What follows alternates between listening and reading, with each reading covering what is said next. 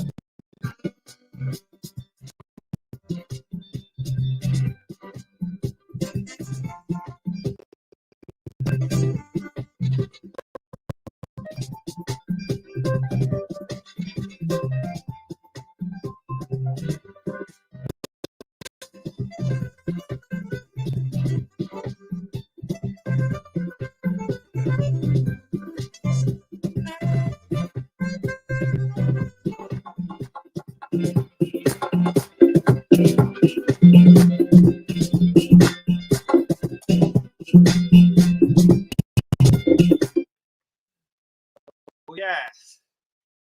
The son of the conga.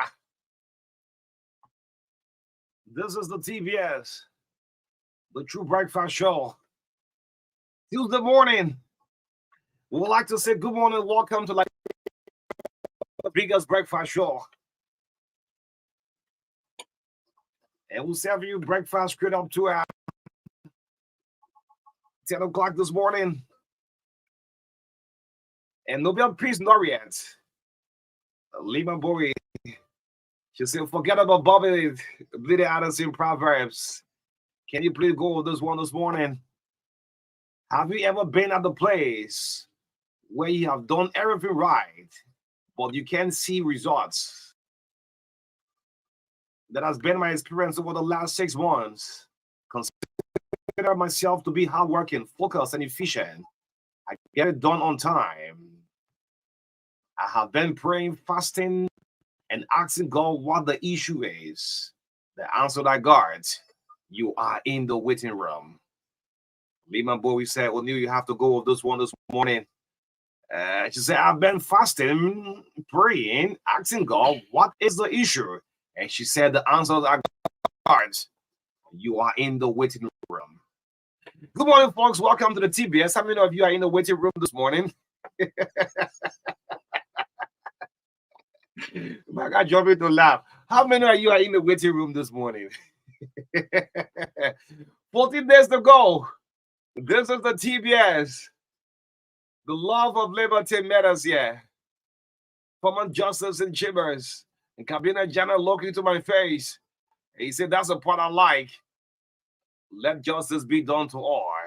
And I replied to him, I say, Counsel, you will never serve justice. And Kabina Jana again repeat and say, yes, let justice be done to all. Corin Johnson's in Chimo, Yusuf Kabar also plays a call. He said, yes, that's the part I like. Let justice be. Good morning to you. Good morning, Nima. Good morning, Bon. Good morning, Monster Brother. Good morning, Man Gibby. Love how you said this morning. Grand Judah River says, Maryland, Sino, Grand Crew, Grand Kidman County, Bombing, Bapolo.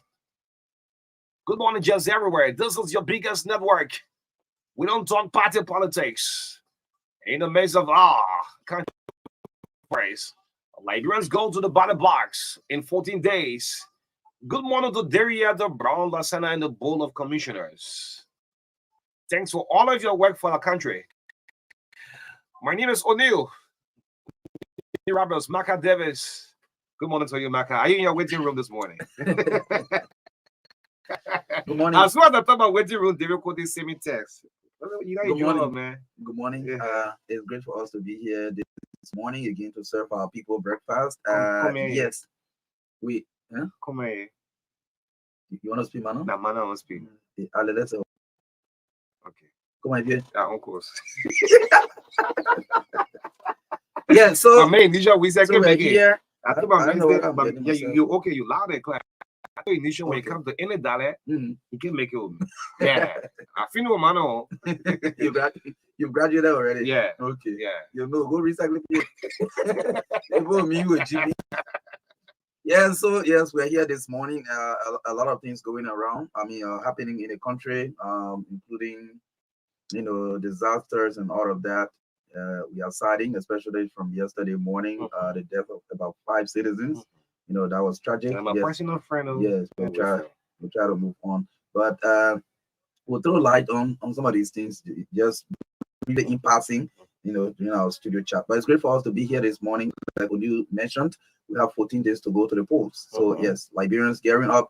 It is time now for you to start checking where you place your voters card. You understand? Yeah. Yeah. Debra, now you look at it small, you put it back. Debra, you look at it small, you put it back. The text says, yes. I'm in my waiting room. In my waiting room. You said waiting for wedding. If you say a record already.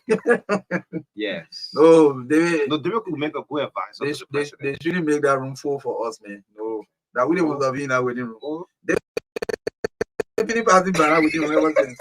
Yeah. We're waiting for David wedding. Oh. You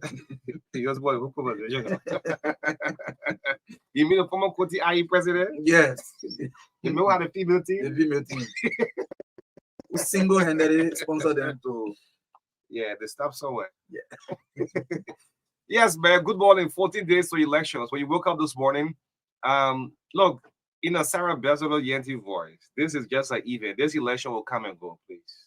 Some of you are creating deep grudge that will live with you for the rest. This event will just come and pass and go. And this is our difficult movement every 6 years we experience as a country as a whole. But we as media institution, that's why when the president most time, any dignitary addressing to say, remember the president, vice president, the speaker, good morning to you, Buffer, Speaker Chambers, and they said, member of the fourth estate. We are members of the fourth estate, and we should be gatekeepers. We journalists, we should not be partisan journalists. Before we start the show, MARKA have a beautiful lineup. So we are gatekeepers. So when we start to announce results on October 10th in the night, yeah, many of you will want to listen to Truth FM.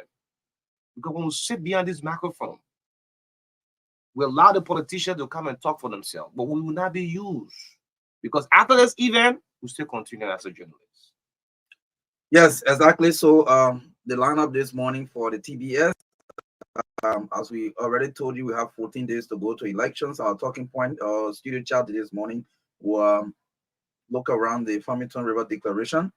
Okay, we'll talk about that. We'll also talk about, recently we discussed about a mineral water company that after production, 1 week later, they withdrew all of the goods from the market. Yes. I think the Wash Commission should be doing some investigation on that. So we'll talk about that briefly.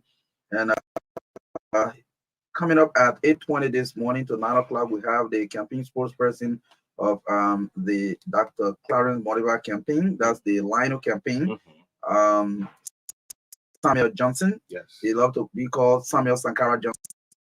He will sit with us this morning on the first segment of the show. Coming up at 9 o'clock, the sports entertainment will bring you commercials here on the show as usual. 9:15 to 10 o'clock, former Defense Minister Browning Samukai will be our last segment guest this morning on the Truth Breakfast show. And yes, we'll talk a lot. We'll talk about the election. We'll talk about LOFA. We'll talk about several other issues. Yeah, me LOFA. Yes. Minister Samukai, you said Yes, in the midst of country first. Country first. Samuel, good morning to you, Minister Samukai. Yes, a very good man. Yes. He says they got LOFA under control. I'll see you. So I made a post on the social media. The whole team picking and king for Minister Samukai. Yeah, so which control? We'll see who get LOFA. Okay. And paying coming 9:15, right? Yeah, 9:15. Yeah. The whole he said Brandon Samukai, we'll see who owns LOFA. Yeah. In the midst of all country first. But let's just with this mineral water thing quickly, then go to our the elections commission yesterday had a very great press conference. The round of ballot papers was in country on yesterday, riots in countries on yesterday. So great. But good morning to the Wash Commission. Nowadays, our mineral water, I'm not going to be specific in the mineral water because someone, take legal action. But on a very serious note, the Wash Commission have in our possession a couple of mineral water in the bottles. So if you're going by, please look at it on the bottle and see the date. The date and Wash Commission, Bobby Winfrey, good morning to you. Bobby have visited this mineral water company and they're going back and forth with him. Yes. Can you imagine this? And I said, if this were in Ghana, in Nigeria, that company should have been shut down. Imagine producing almost 20,000 bottles and distributed them. In 1 week time, you record everything from the shares. And we reported it. So if you buy mineral water, maybe the next time now we'll start bringing them and display on the show. Will your content what you want to or that's what we have, right? Yes, because these are people hive. So Wash Commission, as we speak, have a couple of bottles in our possession. Look under the bottle. You see the black dye in it. It's still sealed up. For God's sake. This have nothing to do with Enfield. This have nothing to do with the Ministry of Commerce. This falls directly on the Wash Commission. So Bobby will give you the week. He's making and what I learned, the company in fact challenging him. Can you imagine this? After contaminating the water and put it on the market for sale, and people buying it. Many of people buy. We're all looking at the bottle, just drink. In other countries, this company will be shut down. So I guess he tend to remind Wash Commission. We sent a reporter with him. That was last week. We want to give you up the week. That's company. Bring that company. Let them show you the lesson. Let them tell you why they record more than 20,000 bottles because you have in your possession more than 10 bottles of it. All of the bottles contaminated. You see the real dite at the bottom of the water. For God's sake, man. What sort of error is that? In other country, this company will be shut down for good. You open, you know people health. We already cry about the hospitals and things we have in this country. It's black dite. Yeah, so the Wash Commission will have to use the authority they've got given to them the law. So nobody supposed to override them once they are doing the investigation, and when they do their finding, they can come out with whatever punishment that is in line with the laws and policies they work with. So I think there's no need for intimidation from a private company that the worker has maybe violated some of the standards. So yes, the Wash Commission should do what is right on that. We raised that and we informed them, gave them some pieces of information that they could use, and I think they are in touch with the company. So they should go ahead now and use the authority they have to ensure that we don't have our people drinking contaminated water on the market. So yes, that is that. I just share something with you. Okay. Yes. Okay. Yes. Not a big one. Yeah. So before we talk about this one, we'll say remind all of you about the Farmington Declaration. Let's keep the peace. Look, this election, I'm not. I don't want to believe someone's going to tamper with it. Yes. All ask the Elections Commission continue to do your regular update. It will help you. It will help the public. It will help the process. Like yesterday, we had the arrival of the ballot box. The ballot paper arrived in country yesterday. So we have the entire press release. Like you can't go through it. Yes, for the general public. Yes, for the general public that we also reported in the news, the commission announced that in keeping with its operational plan, ballot papers for the 2023 presidential and legislative elections have arrived in the country. The ballot papers came in on Monday, 25 September 2023, from the Republic of Ghana via the Rabat International Airport in the following categories and quantities: presidential ballots, 3,320,500. Senatorial ballots, 3,420,000.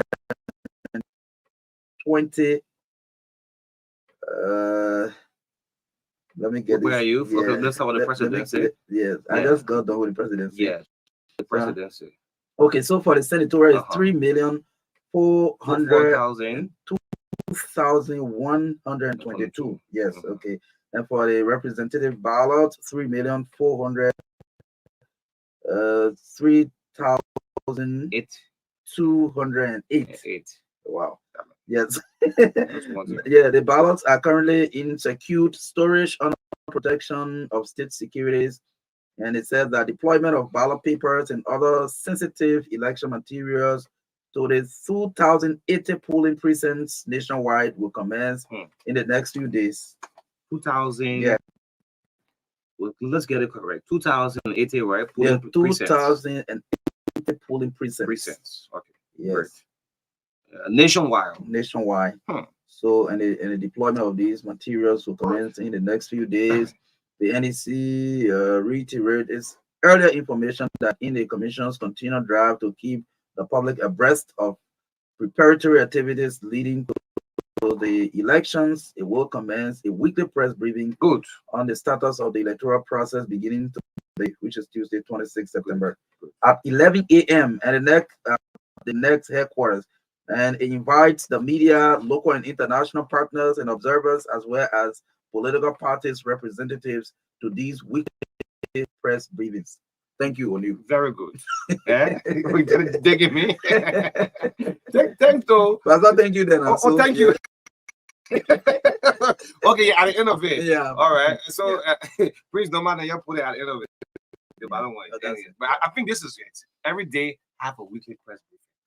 Inform the Liberian people. That is important. It's important. Yes, so one major thing I've captured here, 2,080 polling precincts across the whole country. So meaning that political parties will need about 1,000 plus poll washers. Some parties will not make it. So they will need more than that. Only yeah, I'm just let's say 1,500 pool washers. So when we say the precinct means that, for example, if 3FM is a voting center, then we call it a precinct. In this precinct, you may have 6 polling places. That is the various rooms you'll be going to vote. So if you have 6 polling places, maybe at one precinct, yes. So that means here alone you may need about maybe 6 pool watchers, or if you want to use 2, that means you have 12 pool watchers to a precinct that have 6 polling places, for example. So I mean that's multiply. You got to multiply to know how many persons you're supposed to be using. But I think the number of polling places is around I don't know how many thousand. Yeah, it's too at most for political parties you'll need about 1,800 pool washers. Yeah, damn it, across the whole country. And there are some of you. When Sarah Belson talk about protecting your vote, they'll come and sound this thing here. Some of you put up big hit and say, though, there are polling places you will not have pool washers too. Yeah, sure. So just briefly, as we move on, I said, you still have something? Yeah, no, I'm just saying this. Yeah. Thank you to Elections Commission, the Board of Commissioner at NEC. You people are doing extremely well. Continuing to have your regular press conferences is important for the country. Is 5,890 polling places. Listen, I mean, 5,890 polling places. candidates. Yes. So 280 Yes. precincts. Yes. Damn it. And That's some of correct. your political parties will make it. So your attention now should not be at the elections commission. I mean, don't show your anger to elections commission. So- Try to get your pool washers. So, like we have said over the period of time, the best thing to do is always give information to the public. And let me appreciate the commission for announcing the weekly press briefing. I think this is almost usually in major elections. So that is good. We appreciate that, and we hope that you will give the public the information that they deserve. We trust their ability to deliver a free, fair, transparent, and credible election to the Liberian people. Like I've said over the time, the burden of peace in the country lies on everybody's shoulder, but not the electoral commission. Carries the biggest part of it. So we give you kudos for what you are doing so far. The breathing. Please press on the government, press on the finance ministry to ensure that you have the remaining a little over $3 million in your possession. For the runner. In your possession, I want you to have it in your possession. Don't wait for run-up. Say, Yeah. have that money in your possession. And these are the things exactly the opposition political parties should start to be pushing for. Yes. We want you to press on the government to ensure that you have that money in your possession. Exactly. So we hope for that. And again, talking about the Farmington Declaration, only let me just pass through quickly. We again want to condemn statement of threat against even the commission, against political parties, against the peace of this country. Let us conduct these elections peacefully, because all of us here bear scars of what we've gone through in this country in the past years. We have enjoyed 20 years of uninterrupted peace. That is a plus for Liberia. You can recall the previous elections we had in this country. We still have international troops here. This time around, we are conducting these elections with our own joint security. We only have international observers and all of that here, but we don't have any international troops here. So this is a responsibility that Liberians must carry. Liberians must carry this responsibility to conduct an election. We are a sovereign nation. We are independent, and we should be able to run our homes. Sure. We should be able to run our own country. We can do this. Again, I listened to the spokesperson of the Chief and Elder Council of Liberia, Chief Matthew. They have said over the period of time that the council is an advisory body that advises the government on policy issue, on peace and reconciliation issue. But yesterday at a press conference, when the spokesperson talked about or condemned threat of violence, that is good. The media have done that. Some religious persons have done that. Other civil society groups have done that. It was right for the council to do, which they did. But the spokesperson of the council went on a track when he decided to pinpoint a particular political party to say, oh, this other candidate spent 12 years in government, they didn't do anything. The current administration has spent 6 years, they are done more, they are developer. I think you went out of what you said is your responsibility. You said you're going to be playing a twin model role. So if you come out clearly to preach one party in an election, if you claim to be twin model in this process, then I think you went out of track. Yeah, the spokesperson of the Chief and Elder Council went out of track yesterday at our press conference. Yes, you went at a graduation ceremony. Yes, and say your vote for 18. There was a problem there. So, Chief Smith, with all due respect, I think you went out of track. And if you are twin mother, you should play that twin mother role. Don't be supporting one party and claim to be twin mother. No, it's not possible. But I just wanted to check your WhatsApp, and we help Liberians in this process. Yes. Yeah, Super Matei, a few minutes for Nima. Yeah, hold on small. Look, we have this process.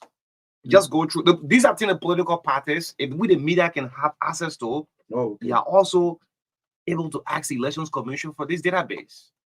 Let's drag you through what is coming up for the Elections Commission. Look, good morning to you, my Black President.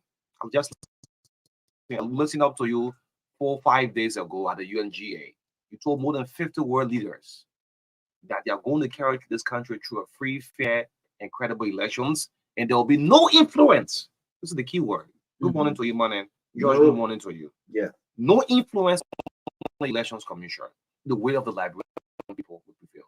But meanwhile, political parties, these are things you're supposed to be looking after. This is what we got from the commission. Monserrado County overview electoral districts. You there, right? Okay. Let's go to district number 1 in Monserrado. the number of centers. You Yeah. should get this at your fingertips. That's why I'm saying on election day, like a lot of people listen to Truth FM. In district number 1, there are 46 centers. Exactly. The amount of female who have registered, those registrants, 27,557. The number of male in district number 1, 29,057. Right? Yeah. So the total number of votes in district 1 that will come out of district 1 is 56,614. Exactly. Yeah. So there's no way after voting, NEC will tell us that 57,000 people have voted. Yes. That's not possible. It's not possible. We expect less. We only have less. Yes. We have the exact number of people voting. 56,614 total number of voters we anticipate from district number 1. So the electoral district in district 1 consists of the following: all the city walls in Bentor, in Carisburg, all the township in Carisburg, the statutory district, and Louisiana Township. Look, we're not being paid by Elections Commission, but you know what we're doing it for? We're doing it for the country. And the media will play a key role. You saying it right? Louisiana Township in total the administrative districts. So the total number of votes from District 1 is 56,614. If you campaign chairman, maybe you CPP campaign chairman, you party campaign chairman, you CDC campaign chairman, you campaigning, you have this database trying to go after them. And when you sit in your war room in District 1, since we have 56,000, how many numbers can we make and vote for our party? These are things you're supposed to be thinking of instead of you threatening Elections Commission. Let's go to District 2. Yes, so District 2. So District 2, District 2 has 19 centers. Okay. Registered female voters 32,346. Registered male voters 29,149. The total voters in District 2 61,495. Yes, 61,495. And this electoral district consists of the following: all the township wards in Johnsonville Township and all the communities in the Ward 9 city ward in Painesville City. Yeah, our ward business, but yeah. The campaign chairman, those of you that you sit on top of this information and know where to put your pool washers. Exactly. District number 3. Let's go to District 3. Yes. District 3, we have 16 centers. Female registered voters 27,473. Males 23,591. Total 51,064. Yeah. So District 3, yeah, that's 51,000 votes. Yeah, 51,064. Okay. And this electoral district consists of the following: all the communities in Ward 8, City Ward in Painesville City and Woodcamp and Morris Swamp, communities in Ward 7 City Ward, referred to as Ward 7A in Painesville City. Only other one that technicality. Yeah. The campaign, the people know what the team, like the team is supposed to be worried on and see how to deploy. The whole ward thing, and I don't know which one is Ward 7. Yeah, you know Ward 1, Ward 2, Ward 3. These are things you're supposed to know. And not post screen what they kind of team. People who are betting elections. In District 4. District number 4, yeah. 26 centers. 26 centers. Yes. Female registered voters 40,942. Males 34,575. Total number of registered voters in District 4, Monserrato, 75,517. I think this is the most populated district. This District 4, yeah. Yeah, it's the most populated. District 4 is even populated than it is followed by District 17. District 7. Yeah. I mean, District 4 have more votes than the whole Bombing County, the whole Grand Kidman County. So all of the political parties, look, campaign chairs and things. You also want to be looking at District 4. Oh yeah, 75,000. That's small number, yo. Exactly. Oh, man. That's not small number. 75,517. So you want to read this electoral district?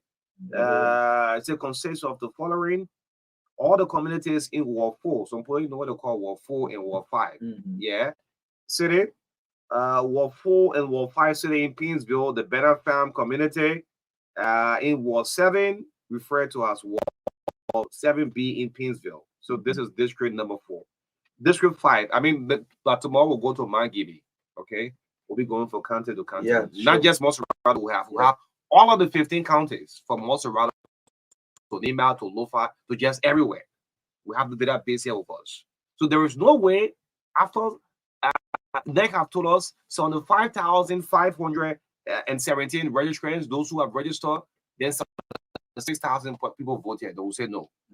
They start to question that. But meanwhile, this is why Elections Commission are giving you. So work with it. So people get 1 million voting cards. Yeah, put with it. A series number. Are you killing me? How possible it is? Look, there are political parties who have taken seats of people voting cards. It's true. But guess what? On election day, these people cards will be given back to them. You know the people have. You can vote on their behalf. You can vote for them. There's no way. You cannot vote for them. So even you for this XYZ political party, you took my card. God forbid that one came in work with me. Yeah. All your voting, the poll will vote. Let's go to district number 5, right? District 5. We just go up to district. Let's speed it up. District 5. So district 5, we don't have to name the wards. We can just the number of 15 centers. Yeah, so 15 centers. 23,479 female registered voters, 21,960 male voters, and the total number for District 5 is 45,395. Yes. District 6. District 6, 18 centers. 18 centers. 32,826 female registered voters, 29,132 males, and the total number is 61,985 registered voters in District 6. District 6. In District 7, we have 32 centers. Female, 19,899. 24,412. Total number of registered voters in District 7, 44,311. In District 8, we have 27 centers. That is general district. Yeah. Yeah, 27 centers. Female, 16,567. Males, 20,332. Total number of registered voters in District 8, 36,899. In District 9, 34 centers. Females, 21,267. Males, 22,771. Total registered voters, 44,038. District 10. District 10. 28 centers. Female, 28,445. Males, 28,678. Total number of registered voters in District 10, 57,119. 11. District 11. 22 centers. Okay. Females, 32,974. Males, 26,927. Total number, 59,901. District 11. District 12 also have 22 centers. Okay. Number of female registered voters, 28,483. Male registered voters, 25,913. Total number, 54,396. District 13, 27 centers. Female registered, 24,786. Males, 24,782. Total, 49,468. 14 has 29 centers. Female registered, 18,147. Males, 21,712.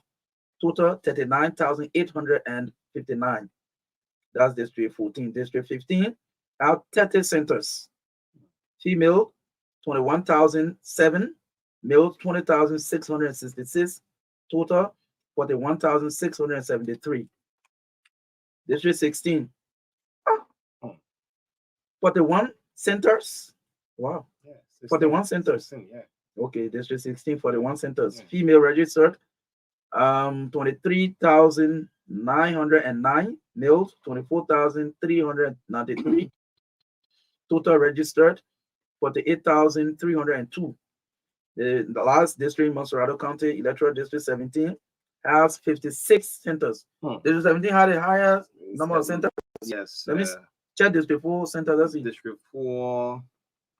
Okay, District 4 center. Yeah, we have about 26. Wow. So District 17 has the highest centers, 56.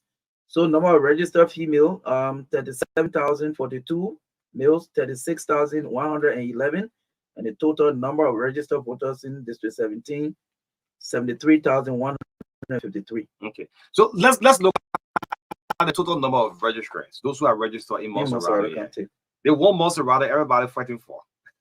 So Monserrate has the total numbers. Monserrate has a total number of centers. Yes. To be 488.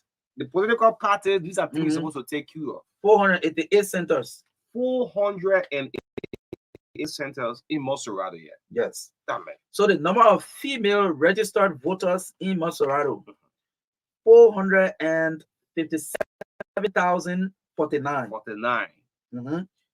For males, 444,113. The total number of registered voters in Monserrate County you're listening in Monserrate. 901,000. 901,000. 162. 162. So it's 901 and 162. Yes. 901,162. Yes. That's the total number of registered voters in Monserrate County. And trust me, tomorrow we'll go to Nima County. Yes, because of the election commission ain't paying us to do that. Yeah, but just giving back. But let me just announce on Monday, October 9th, just an eve to election, we'll have the next boss with us live in studio. Okay. Yeah, just one day to the general election because the final campaign closes on October 8th. Okay. So on October 9th, the next boss will be with us along with some member of elections commission. But this is the total number of registered voters in Monserrate County. Yes, again, our condolences to the bereaved family in the fire disaster on yesterday. I wanted to say something just in 30 seconds.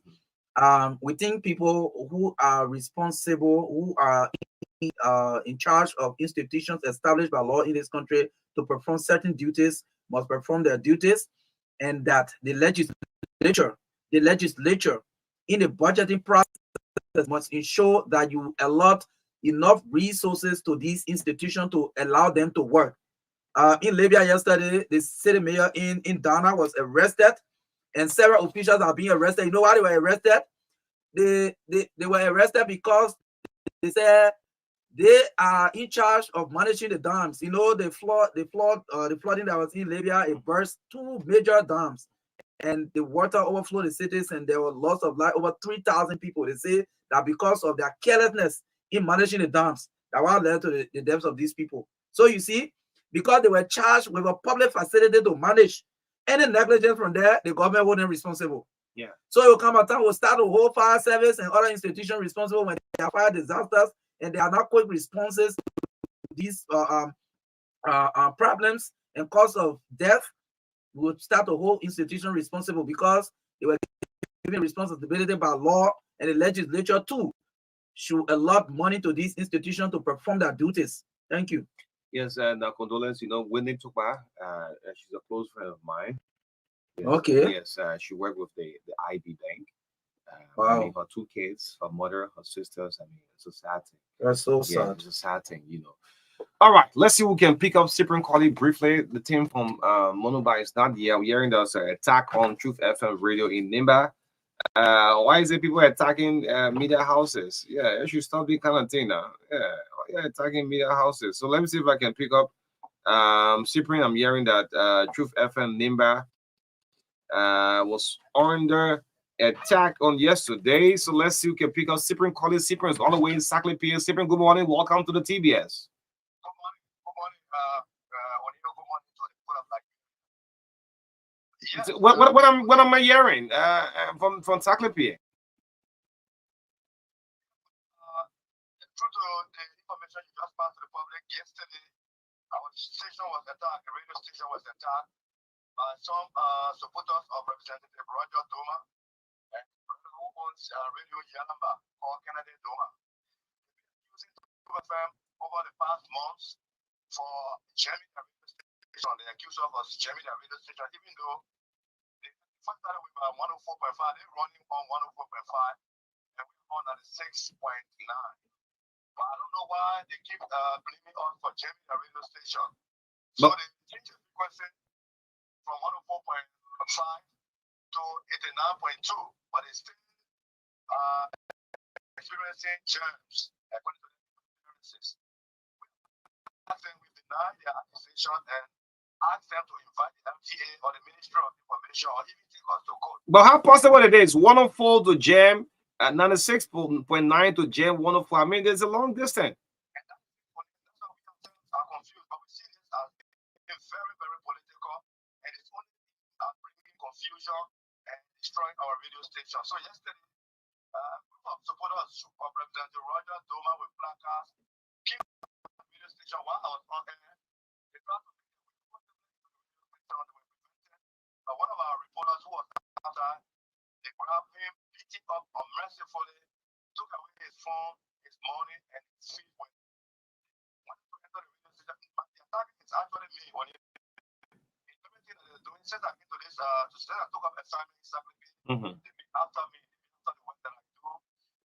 I've got to change the style of broadcasting in this place.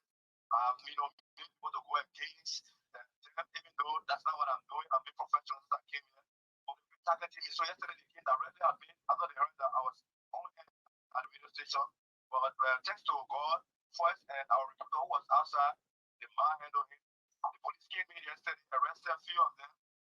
But I'm told that the lawmaker also intervened, and all of them that were arrested yesterday have been released. But the people who was brutalized yesterday is here with us at the radio station. I don't know whether you want to talk about Let's take at least for 5 minutes to appeal. Yes. Good morning. Is it Sheikh Sharif? No, Rachel Colley. Richard, what happened yesterday? Yesterday at the hour of 11 going to 12, I was at this radio station and I saw some group of guys coming from down the hillway with flag and singing him around the radio station. So coming from inside the radio station, I saw them entering the radio hall, trying to post all of them. They refused, trying to post all of them. One hero down who are getting by and seeing, he's the one who closed the door, making statement that who say you should stop her from entering inside them, but then will black it to it like you will beat you. All of them are protect me, join me, they beat me, they even took away my phone, my money, and my feet were yeah, run away. Most of them are telling from Russia to my camp. I know my territory now protesting yesterday.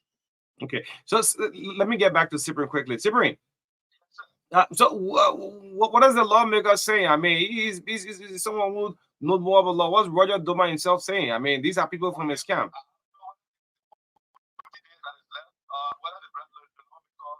don't know what I've overtaken the lawmaker, but he has come public that he will rally the people, he will rally the citizens of this district of Sakabe to move on our radio station. He has made open statement. In fact, just recently he was in one of the communities here in the service.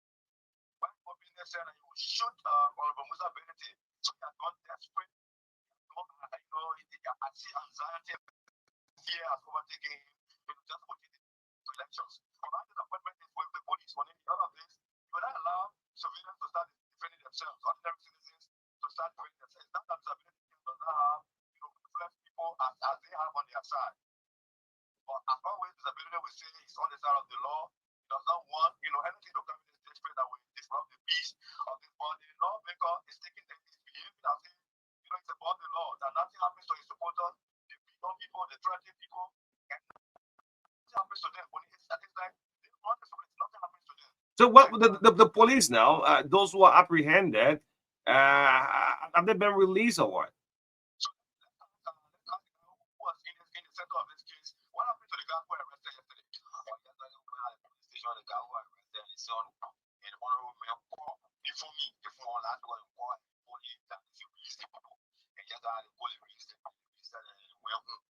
yeah, so they released the people yesterday at the court, right? Yeah. So it's the mission of Representative Roger Doma. So just a phone call.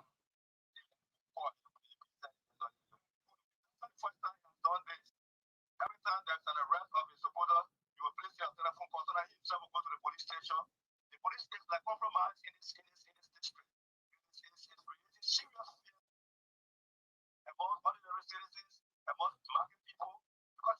see this stuff on the street and think sacrifice belongs to them. Beating on people, terrorizing, and nothing happens. You just want a victim who was put on that, his phone got stolen, he got beaten up in the home, and everything that happened yesterday. And people are taking to the point to go in the figure of an eye, and the law because hit of his, they are released. That's exactly what is happening here. I just let thought to pass this information to you guys in Monrovia. All right. Okay. Cyprian, thank you so much. We'll definitely follow up. All right. Yes, the voice of Cyprian Colley. Yeah. Yes, Cyprian Colley there from Secretariat, Yeah. Denver County. And again, now we have the spokesperson of the Money Back campaign, Samuel Johnson. He loves to call Samuel Sankara Johnson. It's great to have you this morning. Let's have Samuel on camera. Samuel, good morning. Welcome to the TBS. Good morning, and let me say good morning to you, Marcus. Good morning to the great people of Liberia. Good morning to the gallant men and women of the Liberian National Union, my political leader, Dr. Clarence K. Monima, and the vice political leader, Madam Christie, who they both are extremely doing well to ensure that we get at the level of the presidency of the country to restore the dignity of our country. Again, I'm honored to be in your cruising studio once again, Samuel Sankara Johnson, National Cabinet Spokesman. Why are you called Sankara? Like everybody got their belief, their followers, their mentors. So I saw the late Thomas Sankara as a mentor to me, as a man who I believe in, and I think in that light, I'm a reincarnate of the late Thomas Sankara of Burkina Faso. Wow. Okay. How is the campaign going? We've been around. We have 14 days to go to elections. We saw your team, some part of Lofa. We saw you in some part of Margibi and other parts of the country. But as we move closer to the time, because we said initially there were some undecided voters, where are we now with the Lionel campaign? I think fundamentally we have been doing extremely well with the issue of our campaign process. And that's why we said to the people of Liberia, we are extremely prepared for this process. As I speak to you, we have been able to move to Lofa County. We've been able to move to Kema. We've been able to move to Bomi. We've been able to move to Bon County. We've been able to move to Nima County, and the political leader and the other entourage are presently on their way to Grand Jide County, to the southeastern belt of the country, to ensure that we can and properly explain our manifesto as to what we are capable of doing, what we bring to the table, how we can be able to transform the economy of the country, the agricultural sector, the health sector, the educational sector. And one thing we have brought as a new dynamics in the politics of the country, this is the first time, like I said, we're interested to note that this is the first political leader in the history of the country that have role model back in more than 200 towns and villages. All of the counties are just named. Everywhere we go where there is no car reaching, he said, let's take motorbike. We need to see the living condition of the people, because we don't want to come to the presidency of the country. At the end of the day, we don't know exactly the challenges of the living condition of our people. So as we speak to you, even in Nima now, he's riding motorbikes in towns and villages, moving to Grand Jide in towns and villages, so we can say to you, yes, this is the kind of a leadership that we think we can be able to bring to the Liberian people. So he's headed for Grand Jide, you said that? Yeah. As I speak to you, the team is headed for Grand Jide County. So let's see the response of the people to your message. What reception do you get from the people as you move across the country?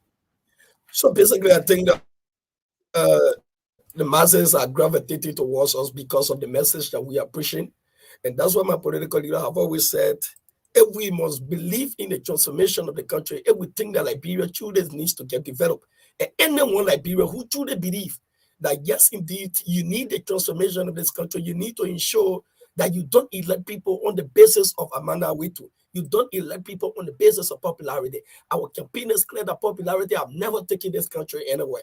We had the likes of Taylor. We had the likes of Tobo. We had the likes of Madam Steady. We had the likes of George Weah today, who is perceived to be the most popular president in the history of our country. But yet then still the living condition of our people still remain the same. The living condition of our people still remain in a destitute condition. And we cannot continue to consistently be electing people on the basis of those things. So we are telling the people people of this country that if you truly believe in the developmental agenda of this country and want the betterment of this country, you must vote Dr. Clarence Monba and Mana Grace Tiba, because they truly represent the true meaning of governance. They truly represent the hopes and aspirations of the people of Liberia. They truly represent the vast majority of the young people of this country. Mind you, our recent statistics that just came up from the census that we held, 82% of the population of our country, MARKA, are below the age of 45. So if you look at that statistics and we take it into consideration, it clearly demonstrates to you that yes, indeed, Dr. Monba clearly represents the view and aspiration of the vast majority of the young people of this country. And that's what we are saying. If Dr. Monumba doesn't win these elections, it means that the vast majority of the young people of this country don't believe in their individual ability and potential. But we are very clear and confident that with the kind of a message that we are giving the people of Liberia, with our agriculture policy, with our educational policy, our health policy, we think that yes, indeed, we can be able to transform this country, and people must be able to be critiquing political actors on the basis of their credential, on the basis of their agenda. So, as national campaign spokesman, what promises are you making to the Liberian people that they can hold you back if they give you their power? So, this is it. We are being very clear.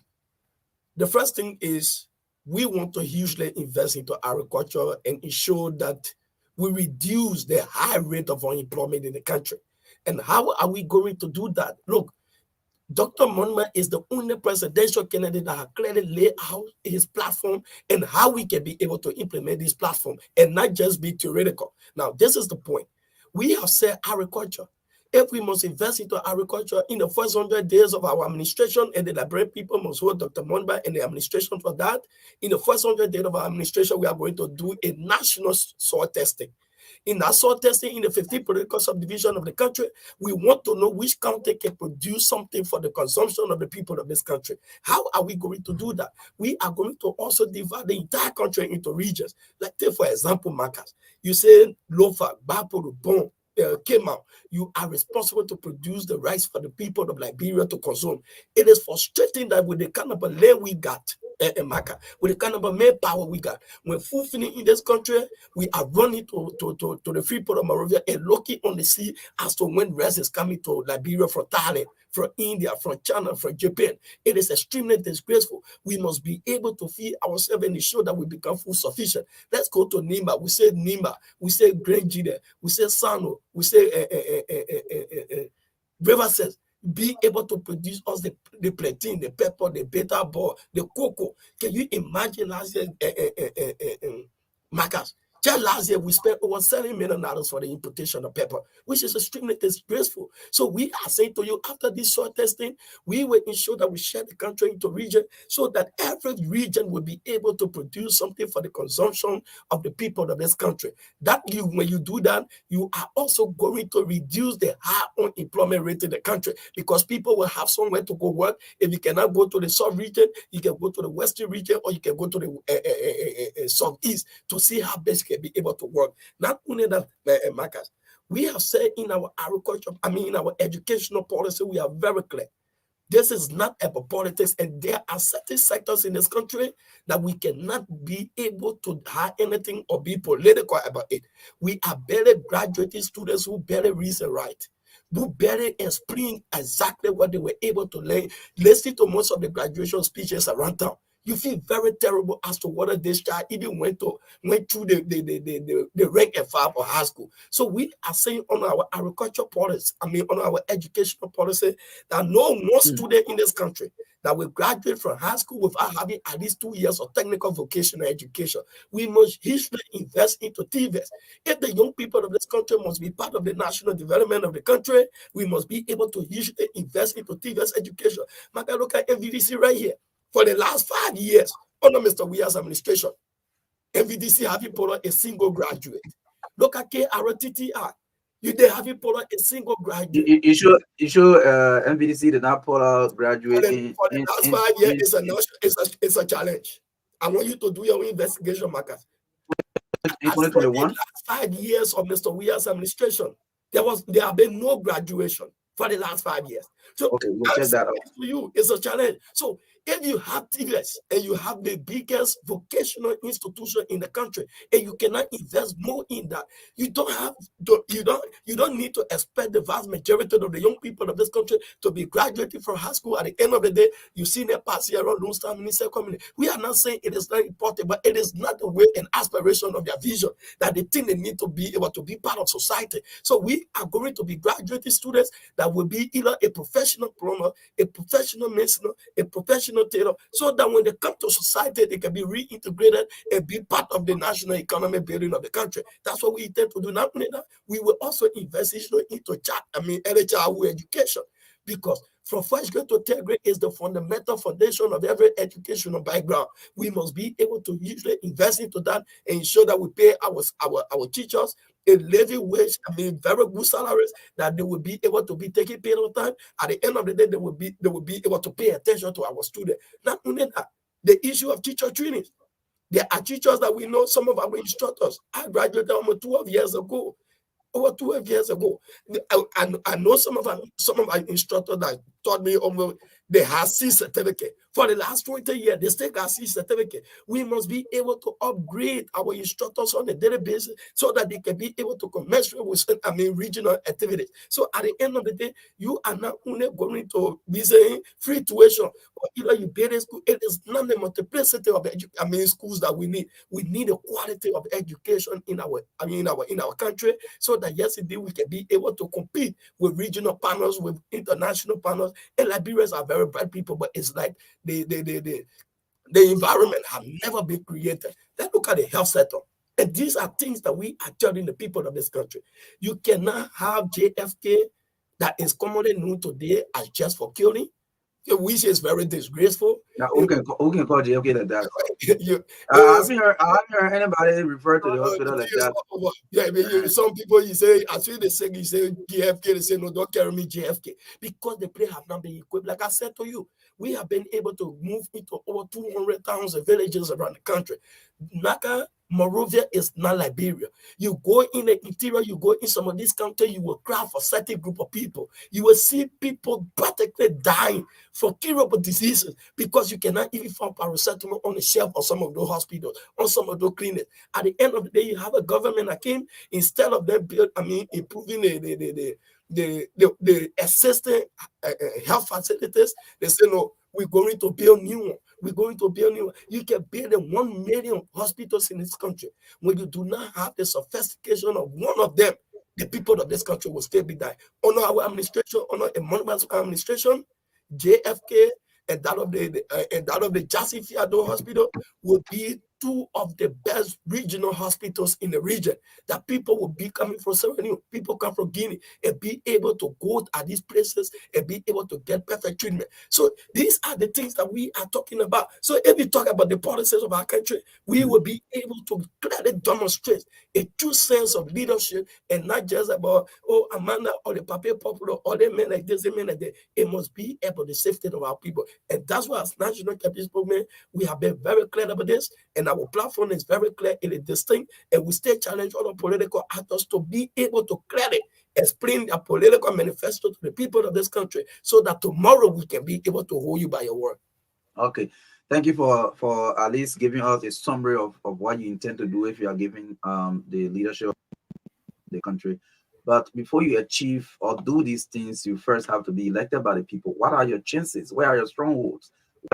Where do you expect to get a vote from to win? So fundamentally, when people talk about stronghold, and this is where we sentimentalize the politics of the country, at the end of the day, people have certain interests. Then we all complete at the end of the day, Marcus. So if I say to you now that yes, indeed, Lofa is our stronghold, or Bomi is our stronghold, or Nima is our stronghold, tomorrow we get to power.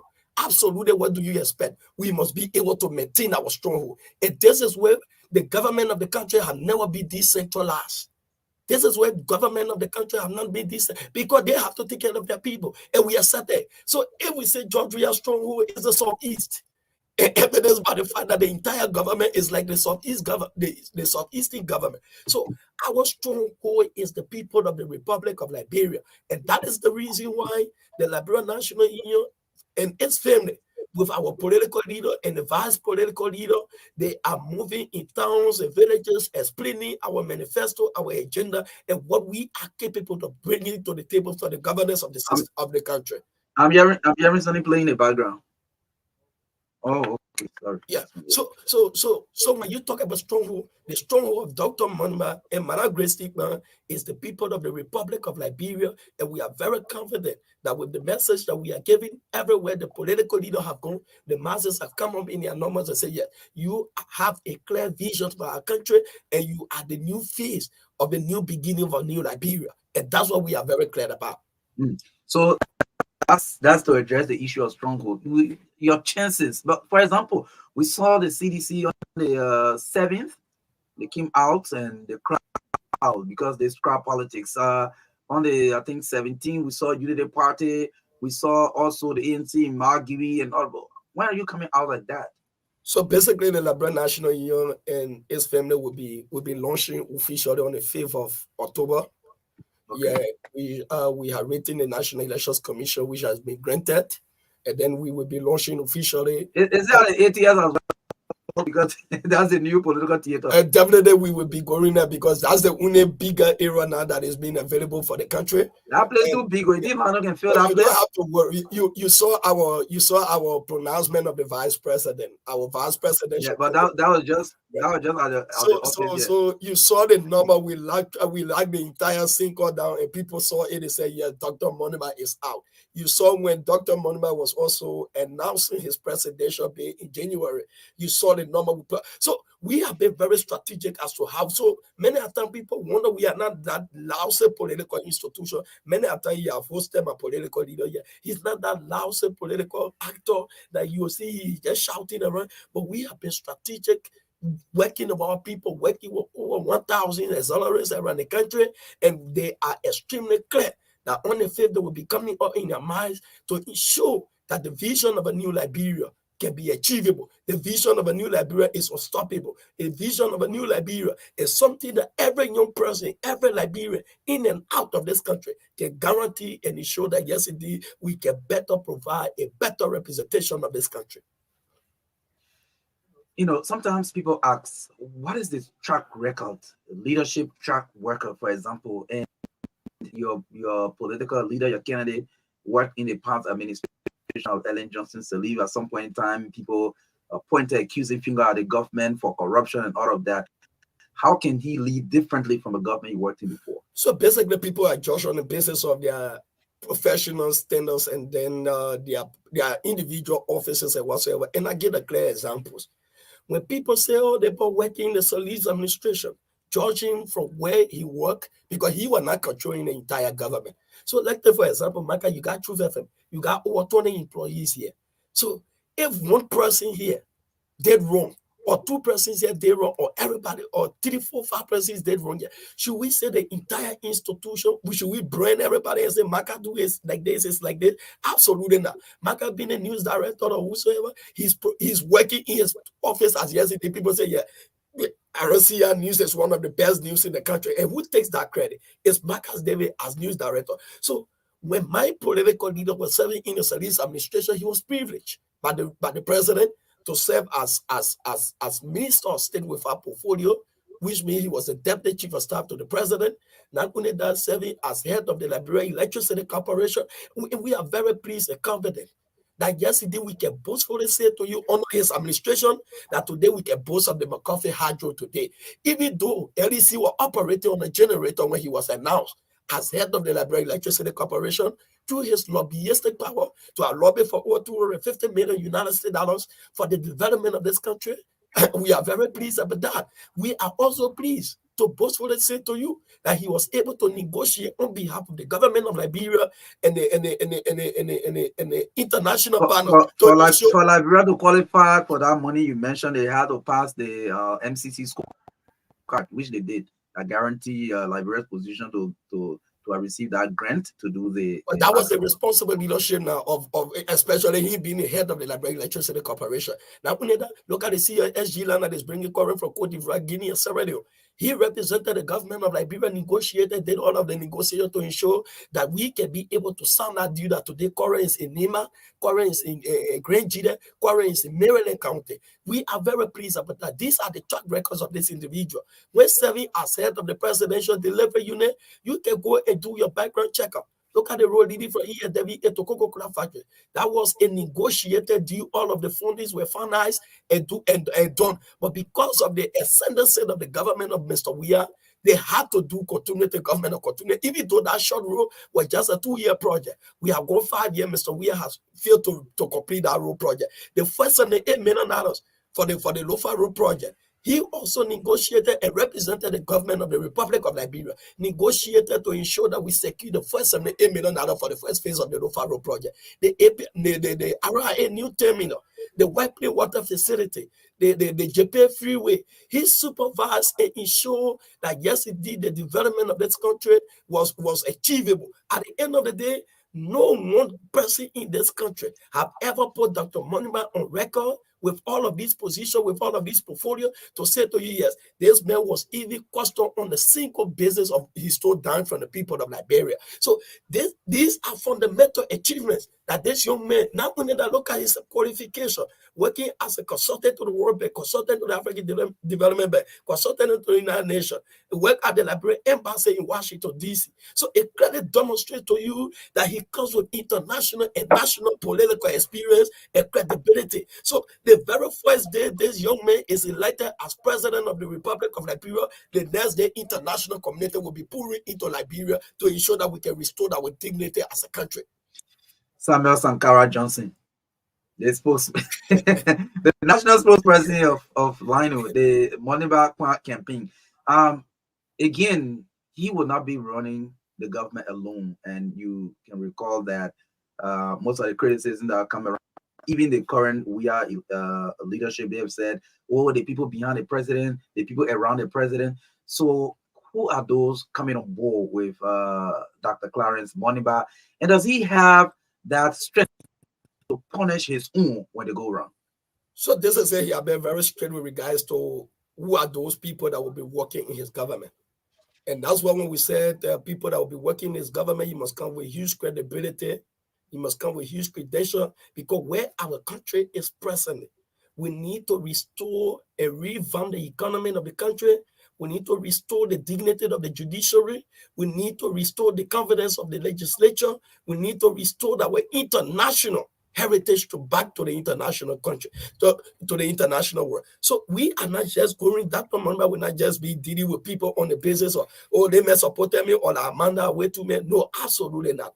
We will be dealing with people that have track records, and at the end of the day, even the code of public opinion, like you, MARKA, you will be scrutinizing appointees to ensure that, yes, those appointed in the government, as to whether they merit that position or they come with huge credibility to ensure that we can restore the dignity of our country. And you have been very clear. You cannot be education minister and then you own your school. It makes no sense. It's a conflict of interest. We will not do that. You cannot be health minister and then you got one of the largest hospitals or one of the largest clinics that is well known in the country. We will not do that.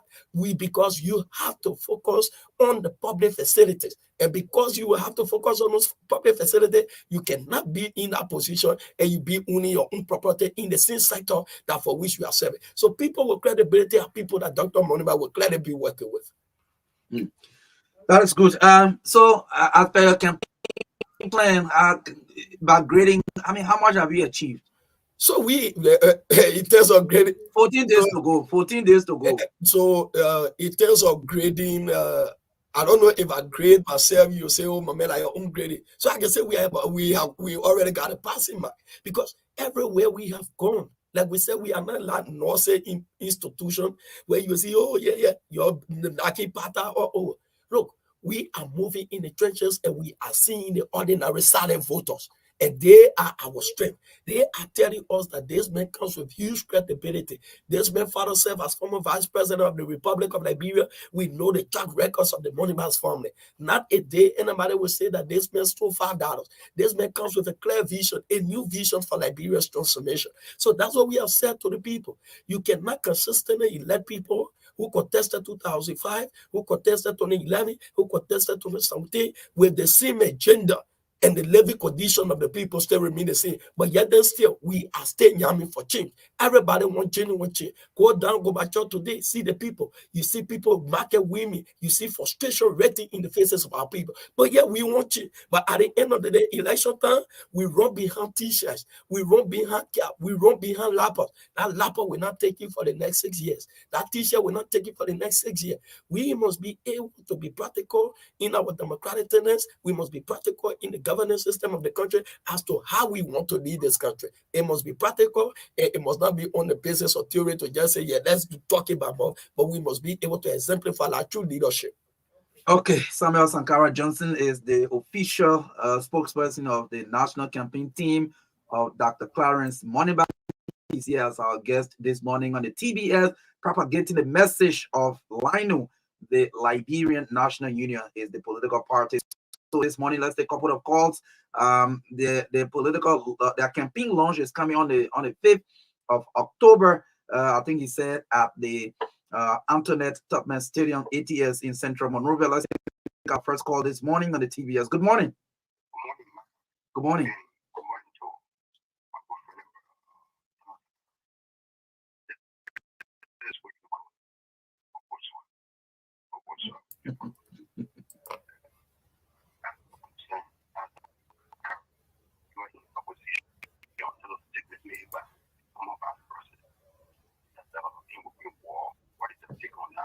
My man, do you have any direct quote that any opposition leader in this country said they will bring war?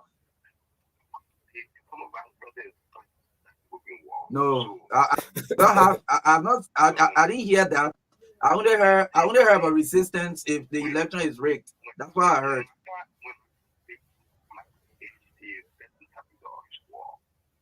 So you are the best interpreter of the vice president, the former vice president's word. Ojugu, don't do this, man. You can't call, no, you can't. No, it's not about protection. How you calling it radio? It's a national radio, not community radio yet. You call and just say any kind of thing. Good morning. Good morning, man.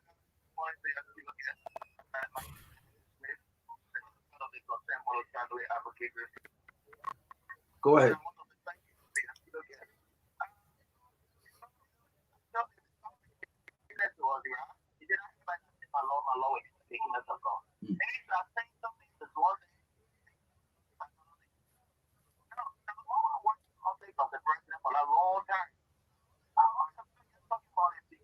Conditions are very everything. I don't know when the Molova doesn't know that. I don't know when he doesn't know that. And the Molova is working in the office of the president. I'll tell you, he don't have anybody.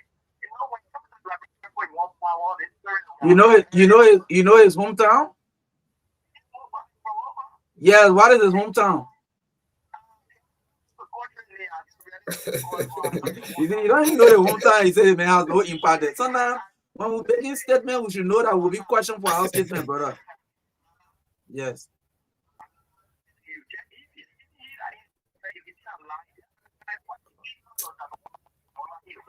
Okay, you answer that question. Good morning. Good morning, MARKA. Good morning. Go ahead. Well, really admire. I want to thank you. Your sensory instinct is magnificent. You know, I listened to you in the morning when you try to critique the traditional leader, spokesperson, and the opposing and the Otua. It makes me understand like you are a distinct journalist. How be it, I want to thank you. Let me say that way. You know, I'm a silent listener, but when people are doing well, we praise them. I want to thank the general studio that whatever plan the Monova or whoever have for this nation, it should be something that should come from the depth of their heart and not the other shadow politicians who are amassed well at the extent of their popularity.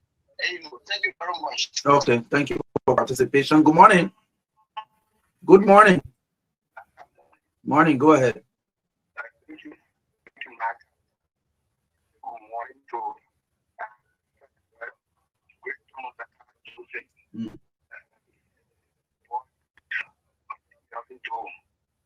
enjoy the conversation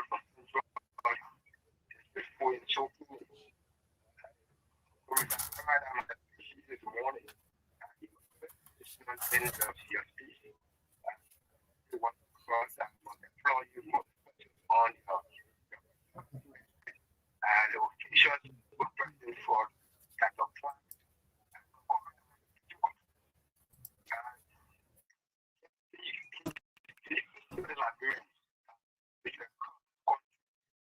Some of the weaknesses of the MARKA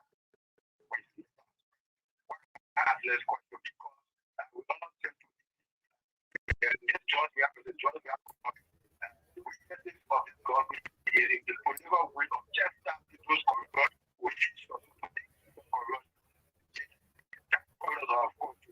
We have concern what the job we have got to determine the most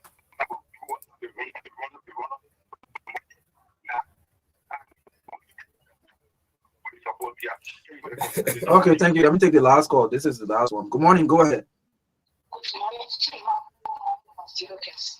Good morning. Why? No. Why your background always like this? Go ahead quickly.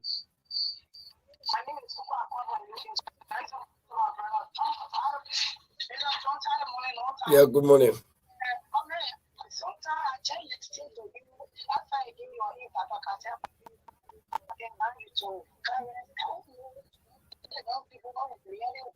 But is that any you did about the woman do you support this? So it's Cassia said it. What's that?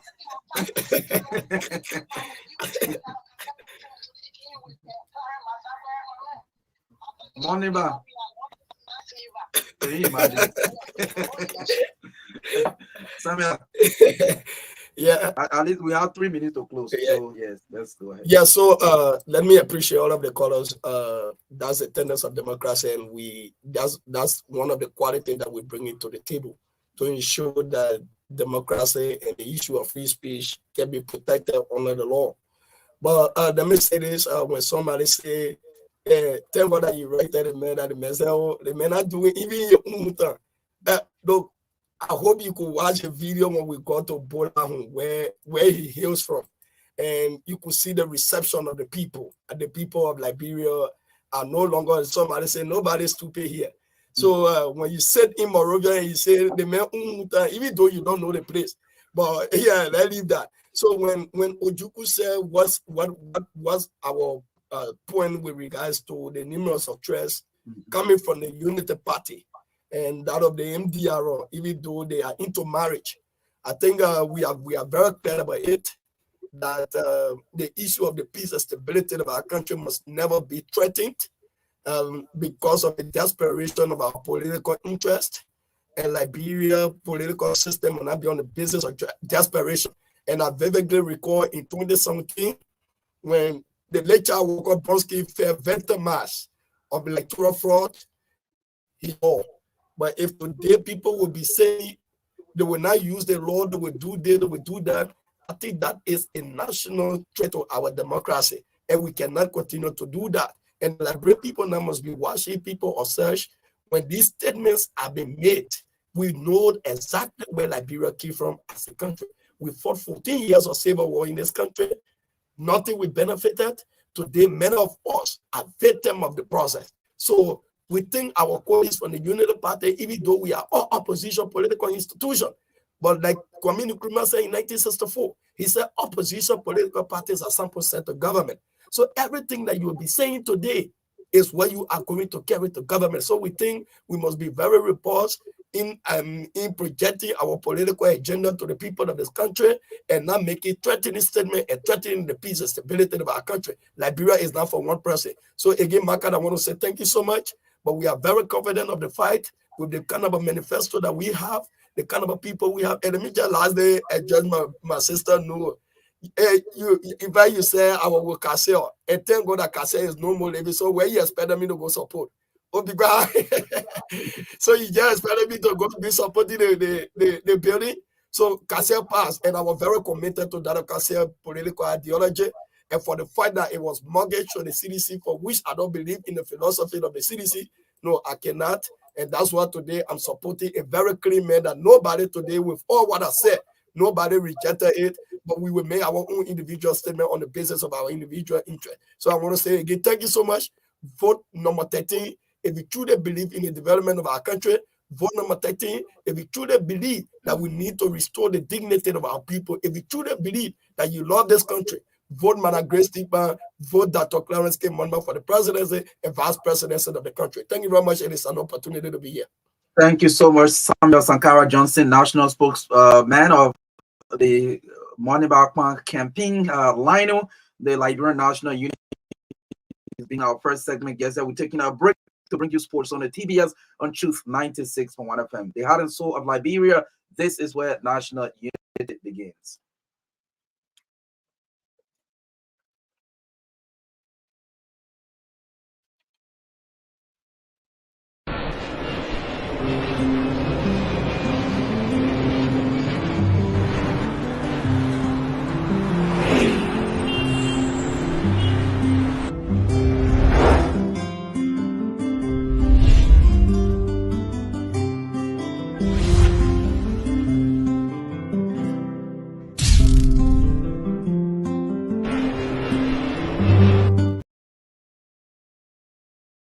The Lone Star will host Verb in the second leg of the Total Energies WAFCOM 2024 qualifiers this Tuesday at the Samarkand Sports Complex. The female Lone Star suffered a 3-0 defeat away to Cape Verde at the National Stadium in Prague in Cape Verde in the first leg of the 2024 qualifiers. Coach Kabiri and her girls are in search of making a comeback by overturning the 3 goals deficit plus a goal or more to make advancement. The Lone Star has had a series of training sessions before this Tuesday's encounter. F11 maintained their winning records in the 2023-4 Orange First Division by coming from behind to defeat newly promoted Global Farmer 2-1 at the ATS on Sunday. Farmer is yet to win again and has only 1 point in their first 3 league fixtures. Painesville FC 3-2 loss to Mighty Barrow on Sunday makes the team winless in the Orange First Division LFA League. The Rollers have won 2 games and drawn 1 in their first 3 games, while Painesville has recorded 2 draws and a loss. Painesville FC's struggles are puzzling their fans because of the recruitment of some best cream of talents before the commencement of the league. CC United's drought for victory continued at the weekend as they suffered a 3-1 defeat at the hands of LPRC Otters at Tusa Feed. Having played 3 games, CC United sits at the bottom of the Orange First Division League table without a point. Jefferus Jacobs Life FC overpowered Ganta-based Mighty Enforcers 2-1 at a Gampa Stadium in Nima County before the hundreds of cheering fans. It was a center of attraction in Vanjaman Lufa County when visitors Ghanansville FC held host Wurugisi FC to a 1-1 draw at a weekend in the day's last second division encounter. Nima United struggles in the second division league continued as the former top flight team considered a heartbreaking 1-0 defeat to Philadelphia Lone Star. In the women's upper league, F Angels collected all 3 points as they emerged victoriously against Just FC 1-0. The result placed F Angels 4th in the league law with 4 points. Stages Queens proved supremacy over Basel Girls with a 2-1 victory at the Doris Williams Sports Page. Stages Queens are third place after 2 matches with 4 points. Blanco FC bowed to league leaders Raffia Angels 4-2 goals at a Tusa Fee in Ghanansville to end the women's upper league weekend encounters. And away from Liberia, Megan Rapinoe brought down the curtain on her international career as the USA beat South Africa 2-0 in Chicago. Prior to the 2023 World Cup, the forward said she planned to retire when the National Women's Soccer League (CC) ends. Rapinoe, 38, made her USA debut in 2006 and won 203 caps, scoring 63 goals and winning the World Cup in 2015 and 2019. So, our women, it has been amazing. Rapinoe said of the reception she received at Sunday's Friendly Rapinoe started the game as Solia Fee and received a standing ovation as the game was paused when she was withdrawn after 54 minutes. The 2019 Ballon d'Or winner represented the USA at 4 World Cups and also helped her country win gold at the 2012 Olympics in London. Although she was one of the 3 players to miss a penalty when they exited the 2023 World Cup against Sweden in the last 16. After Sunday's win, Rapinoe tried to fight back tears as she gave a speech thanking fans for their support over the past 17 years. That's all from our sports desk.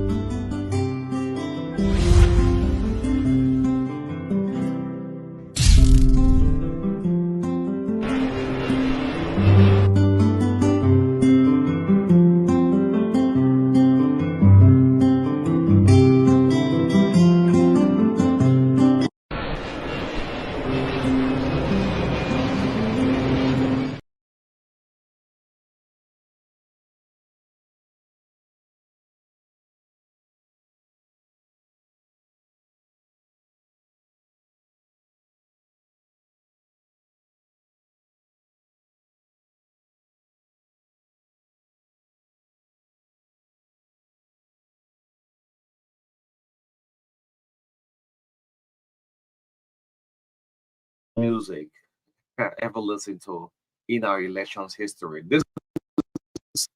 Sam Ajiborn. The song is called "It's Up to You." Whether you vote for who, it's up to you. This is Sam Ajiborn, folks, right here on the True Breakfast Show. 9:15 this morning. Common Defense Minister Banu Samuka is coming up on the show this morning. It's up to you, like me, it's up to you. It's up to you, like me, it's up to you.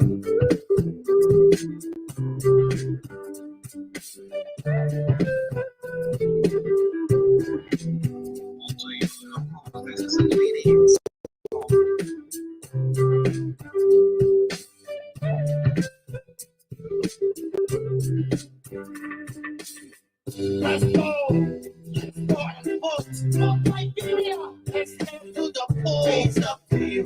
Vote for education. It's up to you. Vote for employment. To the poor. Vote for responsibility. Vote for welfare. It's up to you. Vote development. Vote for Liberia. That's a part I like. Vote Liberia. It's up to you, man. Hey. It's up to you who you vote for. It's a right to go on October 10th and vote your president, vote your representative, vote for your senator. It's up to you. As we get set to go to the ballot box in 14 days on October 10th, it's up to you, man. It's up to you. It's up to you. Make the decision, man. It's up to you. Breakthrough. It's up to you. It's up to you. And I'm gonna get a song. One more play. So let's make sure we go out there and vote. Let's say no to any form of violence. We had enough in this country yet. Let's say no to any form of violence. This is a very beautiful piece of music. Look, if you have love for Liberian music, then your taste is kind of exceptional. You have this kind of exceptional taste. I mean, for good music. This is not a political party music. This music is a national music. Well, David Cody, where you want to vote for Alexander Cummings, Joseph Boy, George Weah, Clarence Bonuba, Tewon Gongolo, it's up to you, David. Any Liberian, we want to vote for, it's a legitimate right. It's up to you. It's up to you. This is music, man. This is music, man. This is Sam Ajiborn. It's up to you, man. Charlotte Banning Samika is coming up on the Breakfast Show. 11 minutes down now, 9 o'clock. It's up to you.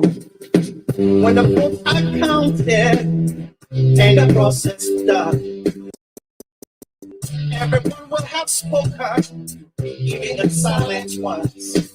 There will be prosperity. There will be continuity. We have solidarity. All of us in unity. It's up to you, my friend. It's up to you, my good friend. It's up to you. When you vote Liberia, it's up to you. Liberia has won. It's up to you, my friend. It's up to you, Liberia. It's up to you. When we come together, it's up to you. Liberia has won. It's up to you. We should work back to talk all wise way. It just makes so much sense. Don't matter what way, as long as they are citizens. Now we just stand there. Count all the women and men. They're like people in of liberty back then and now and forever. Eternity. My friend, it's up to you. My good friend, it's up to you. It's up to you. Liberia has one. It's up to you. My friend, Liberia.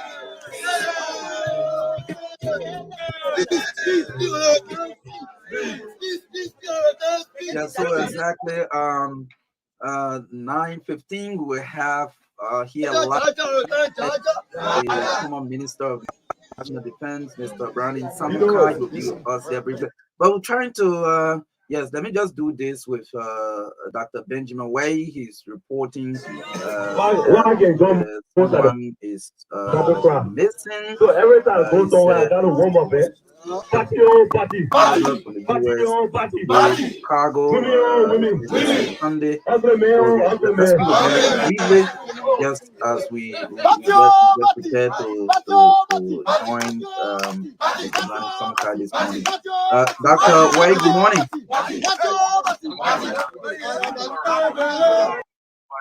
It's an emergency situation. My stepfather is called Dave Cargo. He's a very elderly man. He returned from the States some while ago, and he was in the Mount area, but we thought that place was too far, so we moved him a month ago right to the GSA road, not too far from La Cosas. Okay. He's a short black fellow with gray hair. The gray hair is short with white hair, all of them short. But because of his age, of course he moves very strongly, but his age makes him to forget things. This is not the first time he left home, and we have to look for him. So it's like when he leaves, he misses his way, you know. So when we move into the GSA road, there's a nurse who takes care of him. It's the nurse on Sunday. He just walked out of the house and thinking that he was going to sit outside. He left.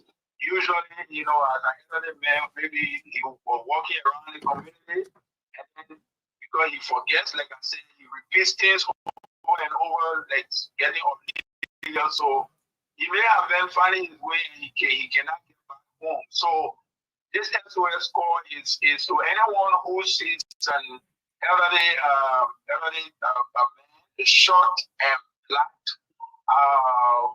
His sound, if he's speaking to you, you will think that nothing is wrong with him. But then he will repeat himself over and over, apparently. And so since Sunday, we try not to make this public. We've been tracing all of where we think he may have gone. But again, we thought that he may be somewhere that the public, if you find him, please report him to Chugafem, or you can contact Lacoses or even the nearby police station. I'm sure someone may have seen him and he's somewhere. Please kindly know that we are in search for him, and you can contact me on 0775 71 72 10. 0775 71 72 10. A short black elderly man from the New Trap. He speaks somehow, sometimes like an American, but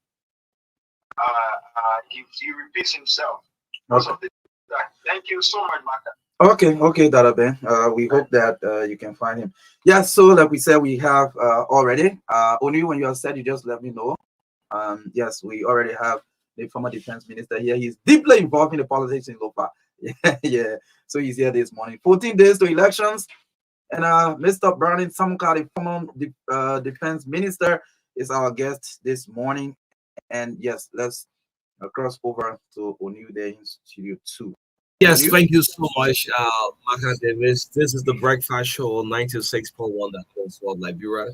This is the last segment for now, straight up to 10 o'clock this morning. I love sharing the microphone whenever I see him. Still look great. I remember having the interview was 8 months ago. Yes, we did. It was 8 months ago. We did that. That was good. Thank you, and glad for having me back. I like to see you look very engaged, I can imagine. And thank you all for the service you're rendering and providing the kind of information that we are getting today. Great. So Brandon Samuka will be with us sharing breakfast this morning. In the midst of our, we'll say country first. Can you join me? I'm going to say in the midst of our country first, like you're first, like you're last, like you're second, third, just everything. In the country first. That's what I want you to say. In the midst of can Brandon Samuka say country first? Country first. Yeah. I agree. I mean, that's a good way to start. Okay. Everything should be about Liberia, the safety of our people, their lives, the condition under which they live, and the work and the prospects for prosperity for each and every one of us. How is it going? 14 days to the election. I'm seeing back and forth. Look, one minute you're in Lofa County, the next minute you're back in Montserrat. How is it going? Well, it's going very interesting. We are engaging with our people in Lofa County, specifically with regards to the election that is coming up. And we believe that that engagement is definitely going to give us the edge, much more than we anticipated. So yes, we've been engaged with our people in Foya, for an example. Okay. I'm heading back to Lofa within 48 hours. And I think we are more or like ready. Lofa is so much prepared for the presidential election that I'm satisfied. My colleagues are satisfied with the level of engagement we have done and we continue to do. Lofa kind of resolved. They're going to vote for JMB. We're going back to the people, back and forth. 1 minute I call you in the county, the next minute you're back. What do you hear from the people? Well, Brandon Samuka goes to the people are a little bit frustrated that their lives haven't improved. They only have seen a continuation of the Ellen Johnson Sirleaf and Joseph Waka initiative in building the roads from Banga to Lofa. Right now, the road is right after Golu. Golu is in Salaya district. Okay. And I think that project is ongoing. The roads are bad after that. When you get from Salaya to Zozo, from Zozo to Konya, from Konya and Bazuwen, and all the way down to Wanjima. You will see vehicles stuck in the mud. You have to help. How many hours on you?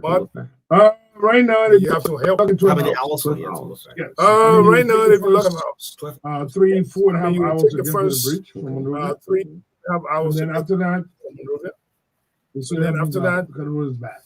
It's so help me God. Because the road is bad. Families' goods are spoiling. But I must admit that in the past 3, 4 days. We have had some equipment on the road. They are trying their best to meet those conventions. The equipment is on the road because the president is going there. So they have to work. So we're not sure what's going to happen with the league. What do you anticipate? I mean, President goes to Lofa. This is the county. I mean, Randy Samakaya is boasting. President George is going to ship that county everywhere for Vonja. I mean, the president. He's the president. He's the biggest In terms of reception. Oh no, we are very hospitable people.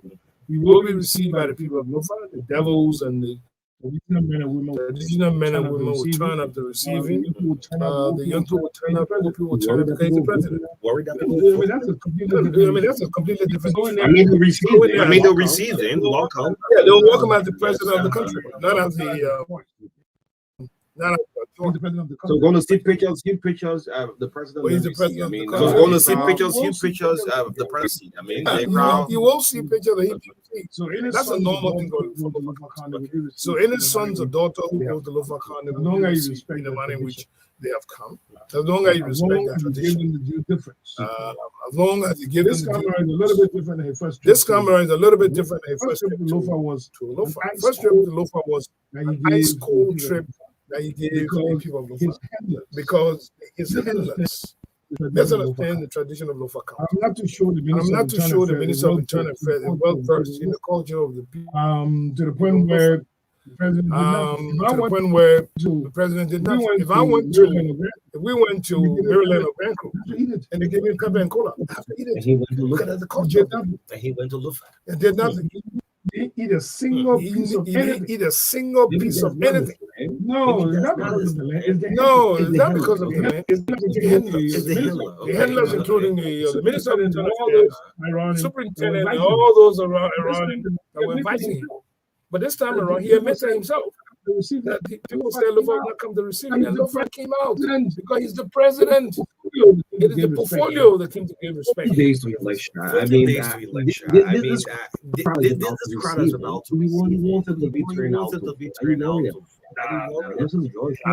This is George. No. George on the ballot box is a different thing. No. Lofa kind of resolved. I mean, you go to Salaye, Zozo, Vanyam, Kolahum, Vahum, Foya. Lofa kind of resolved on the GMB issue. As their uncle, and they will vote for their uncle. Period. That is going to change. Let me train you of this one. And I'm seeing this going back and forth on the social media that Ben Samukai are not supporting the United Party kind of Steve Zago. Yeah, Steve Zago. But in turn to continue Galama, does that play about you as an individual? And Steve Zago? No, it doesn't play on me. It's a very easy thing to understand. He has to rely on his performance, not on the party.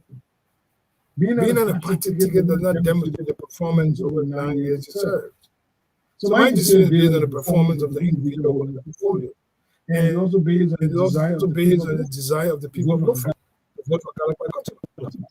That's the bottom line. People come against you. Why is it that this is supposed to be support and this is the candidate welcome goes in the county. Why there are precedents which Unity Party have choices against the wishes of the people, particularly when it comes to representative and senatorial choices. The president there, you remember Francis Kabay? Francis Kabay. Yeah, you remember Francis Kabay won for election. And the Unity Party came. Guess what the people of voted for? They voted for Zago. You remember in Florida, there was a case in which the Unity Party selected very nice individual. Unfortunately, the people's choice was Francis Akila Nimali. The same thing happened that brought Benga to be representatives also. So the choices of the people of the is not necessarily the choices of the council. So the people of the council design someone who they know, someone who believes and they trust, someone who will relate, someone who will relate to the aspirations, someone who will not be selling that person believes. You think Steve Zago is going to play with re-election? I mean, perhaps the CTP or the CTP well, in the county, some guys not supporting. I mean, Steve, you think this is going to play? No. It's clear. My position on Galaba was economic go back a while back.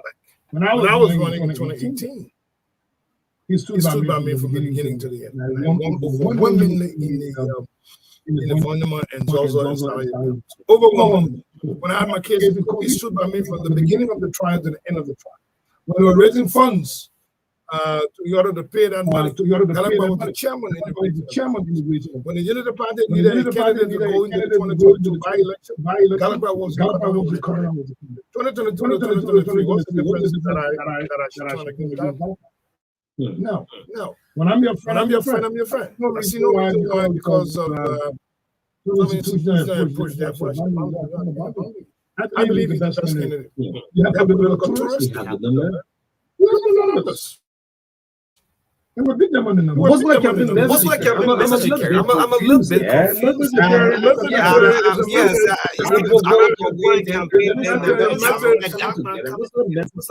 Gallup supports JMB and Jeremiah Kwanko. And Steve Zago supports the same thing. So the decision will be elected. That's the people expecting the leader. Here's what Gallup brings to the table. And that's the reason why Lofa kind of resolved in supporting JMB, but also at the same time need a team, a respectable, responsible team that can demonstrate clearly and support the development agenda of the county, of the president. Samuka, I guess you're hearing me from here. Yeah, go ahead. Yeah, so what difference do you expect to see with the race, even though there are other candidates in the race? The competition between Kotimai and the current Senator Jala now who won, and Kotimai and Senator Zago, because that's a two-race stuff. So what were the factors that led to him losing Jala, and what could play in favor against Zago? Well, you know, there have been issues that have been raised about the result of that election. We not to delve into that. I think our focus is now on who is the best candidate among the others in the field, on the basis of experience, on the basis of performance, on the basis of integrity, on the basis of trust, and one who understands the culture values of Lofa County. Don't forget now, he's representing Lofa. Yeah.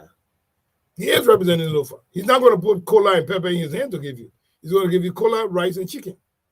Have anybody from the Unity Party maybe say on the round table, best Samuka, you know, this is Zago. We can let Zago go. Look, let's give Zago another slot. I'm here looking at you. Derek Cote say he loves your beer just like TD Jakes. I mean, yeah, there is no different from TD Jakes anyway. But the big brother, thank you. Yes, but someone advise you and say no, this cannot happen. No, you can't look at the people, the choice of the people, and say no. Why would you say no to there's democracy? Why would you say no? Remember Colin Powell and Barack Obama? Okay. Barack Obama was a Democratic nominee for the presidency. Colin Powell was a representative, a Republican. And when the time came, he came out and supported Barack Obama in the two elections, in the first term and the second term. It's on the basis of the principle. So I am making my decision on the basis of the principle. That's what it is. It's very clear cut. And I regret that you didn't have the opportunity to serve the people of Lofa. I mean, you overwhelmingly won that county. Bernie Samuka, when your name was announced, and I regret that you had the opportunity to serve the county. Well, anyone who was elected on the basis of the mandate of a people, and that people don't respect the mandate of the people, that's bad news for any country. The great United States who emulate, you can vote for a prisoner. The president, the man in prison can serve as a candidate. There's a historical precedence to that. But there's a future. Mm-hmm. As we progress ahead, there's a future. And I trust that the future will clear everyone that the problems of Lofa is leadership. Mm-hmm. The failure of leadership is what got Lofa where it is today. They are worrying about building hotels. They're worrying about the largest palm farm. They're worrying about personal houses they're building. They're worrying about personal aggrandizement. I mean, that development in your county. I mean, you're speaking to the coalition for democratic change. You have T5, you have the mayor. This is why I gave the president the balls and say, I'm going to Lofa because in recent time, there are two different things. Hold on, sir. In recent time, there have been major development in Lofa. So it's I don't know what you call major development. We've been seeing pictures and videos coming out. An individual put his hand in his pocket and build a house. What made that development to the county? So what happened to the county development funds? What happened to the library of Lofa kind of being a part of the national budget? to benefit from drugs going to Telawang Hospital, to benefit from drugs going to Kolawang Hospital, to benefit from drugs going to Korean Hospital, to Burma Hospital in Foya. What happened to that? What happened to funds to pay teachers? What happened to that? What happened to funds to provide vocational training for our young people? What happened to those funds? Where is the County in the national budget? Where? Let somebody show me in the national budget where Lufa County is, but I will show you a town in Sasstown. A town in Sasstown with a school is in the national budget for $100,000 a year. $100,000 when $10,000 can even be paid to Kolawang Hospital for drugs. But a little town in Sasstown is receiving $100,000 in the budget. Is it fair to Bomi County? Is it fair to Cape Mount County? Is it fair to Bon County? Is it fair to Nimba? Is it fair to Lofa? Is it fair to Grand Bassa? It is not. That poor leadership on the part of those who were elected to represent the county. This is the reason why you want someone who has been counter-focused even since he left government. And I believe those are the kind of things that we need to be looking at. What is to the benefit of Lofa that we can be proud of? That somebody is elected and go to Abuja and get $17,000 from there every day and make the trip? That's not what development is. It is an individual effort on their individual part to build a hotel. It's great, but it's for him. It's not for the county. You got county development fund that are using to make chairs and buy new chairs and tables for county officials. That's not leadership.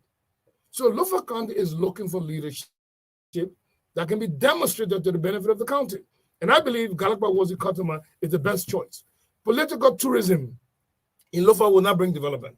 These are individuals who show up when election comes. Is that counted as still bread basket for Liberia? So the bread basket, Lufa County. Well, of course, Lufa County is still the bread basket of the country. You find it difficult. You drive 12 hours to go to your country. That's what we're talking about. That's exactly the point. How do we multiply that bread basket under the conditions under which the people live and work? What is the credit facility that I provided the farmers, not only in Lufa County, but they provided the farmers around? I hear, oh, somebody get 10 million, somebody get 15 million. But at the end, you hear it. That's what you hear. When the 25 million out of 30 million out came about for the corona benefit, we ate that money. The country ate the money. That money is gone to nobody's benefit. But if the country had been strategic, allocate $5 million out of Cape Mount to continue the Agramico Rice Project, provide $5 million to Nima County to continue its agriculture project, $5 million to Lufa County for continuing its agriculture project, $5 million to Grand Nigeria for carrying agriculture project, and just by 500 other subsistence efforts to sustain our people. Time like this, we have been producing goats and rice and other commodities. But we ate the money. They were dividing the money, they were dividing the food in plastic bag. Can that food in the plastic bag sustain you? The answer is no. Poor leadership. Well, yeah, Maka, you're coming in. Okay, great. So let's go back 14 days to elections. Let's smoke peace a little bit. I mean, on social media, a little fear in the country that probably we're going to taste violence. You've been different minister, for 12 years. What can you say? This remember our leaders signed this Farmington Declaration. Right. Yes, no, I support the peaceful election and environment of peace and tranquility. I support nonviolence in the electoral process. But there are things that do lay the basis for violence. One of them is failing and violating the Constitution. The Constitution, that supports the issue and the timeline of the election. Those disenfranchised members of the opposition. Those are recipes for frustration. We don't support it, but those are concerned within the decision-making corridor should take note of that. The issue of lack of information to the electorate provides an atmosphere of anger. Those are conditions that should not take place. You want to make sure that even you, if you own a cat and you've been feeding the cat for 5 years, and you put the cat in a room, lock the door, and begin to beat the cat for no reason or for whatever reason you have, the cat will tell you, so look, I want to get out of here. Please let me go. We'll be running around. But guess what happened when you continue to beat the cat and the doors and windows are closed? What you doing will happen? You will run outside because the cat is going to turn on you. So don't set conditions that create anger. Don't try to disenfranchise the electorates. Don't try to pretend and those everything is good when everything is not good. Don't try to stuff the staffing of people in the field, the pool washers, the pool head, ballot paper handler, with individuals who you know are supporters of a given political party. Those are conditions that create anger. That's what we're talking about. There's no Liberian here who wants to go back to war. There's no Liberian here who wants conflict. But the conditions you set, and normally those conditions are set by the administration, it's set by the institution of the administration. In this case, the Election Commission. In this case, political parties. In this case, those who are managing state instrument of security. So those are the things that disenfranchise people. That's what we're talking about. Why aren't you talking about those? Look how long it took them to publish, get this list that finally I think released yesterday. The political parties should be worrying about how to feed in 5,890, put in places across the country. No.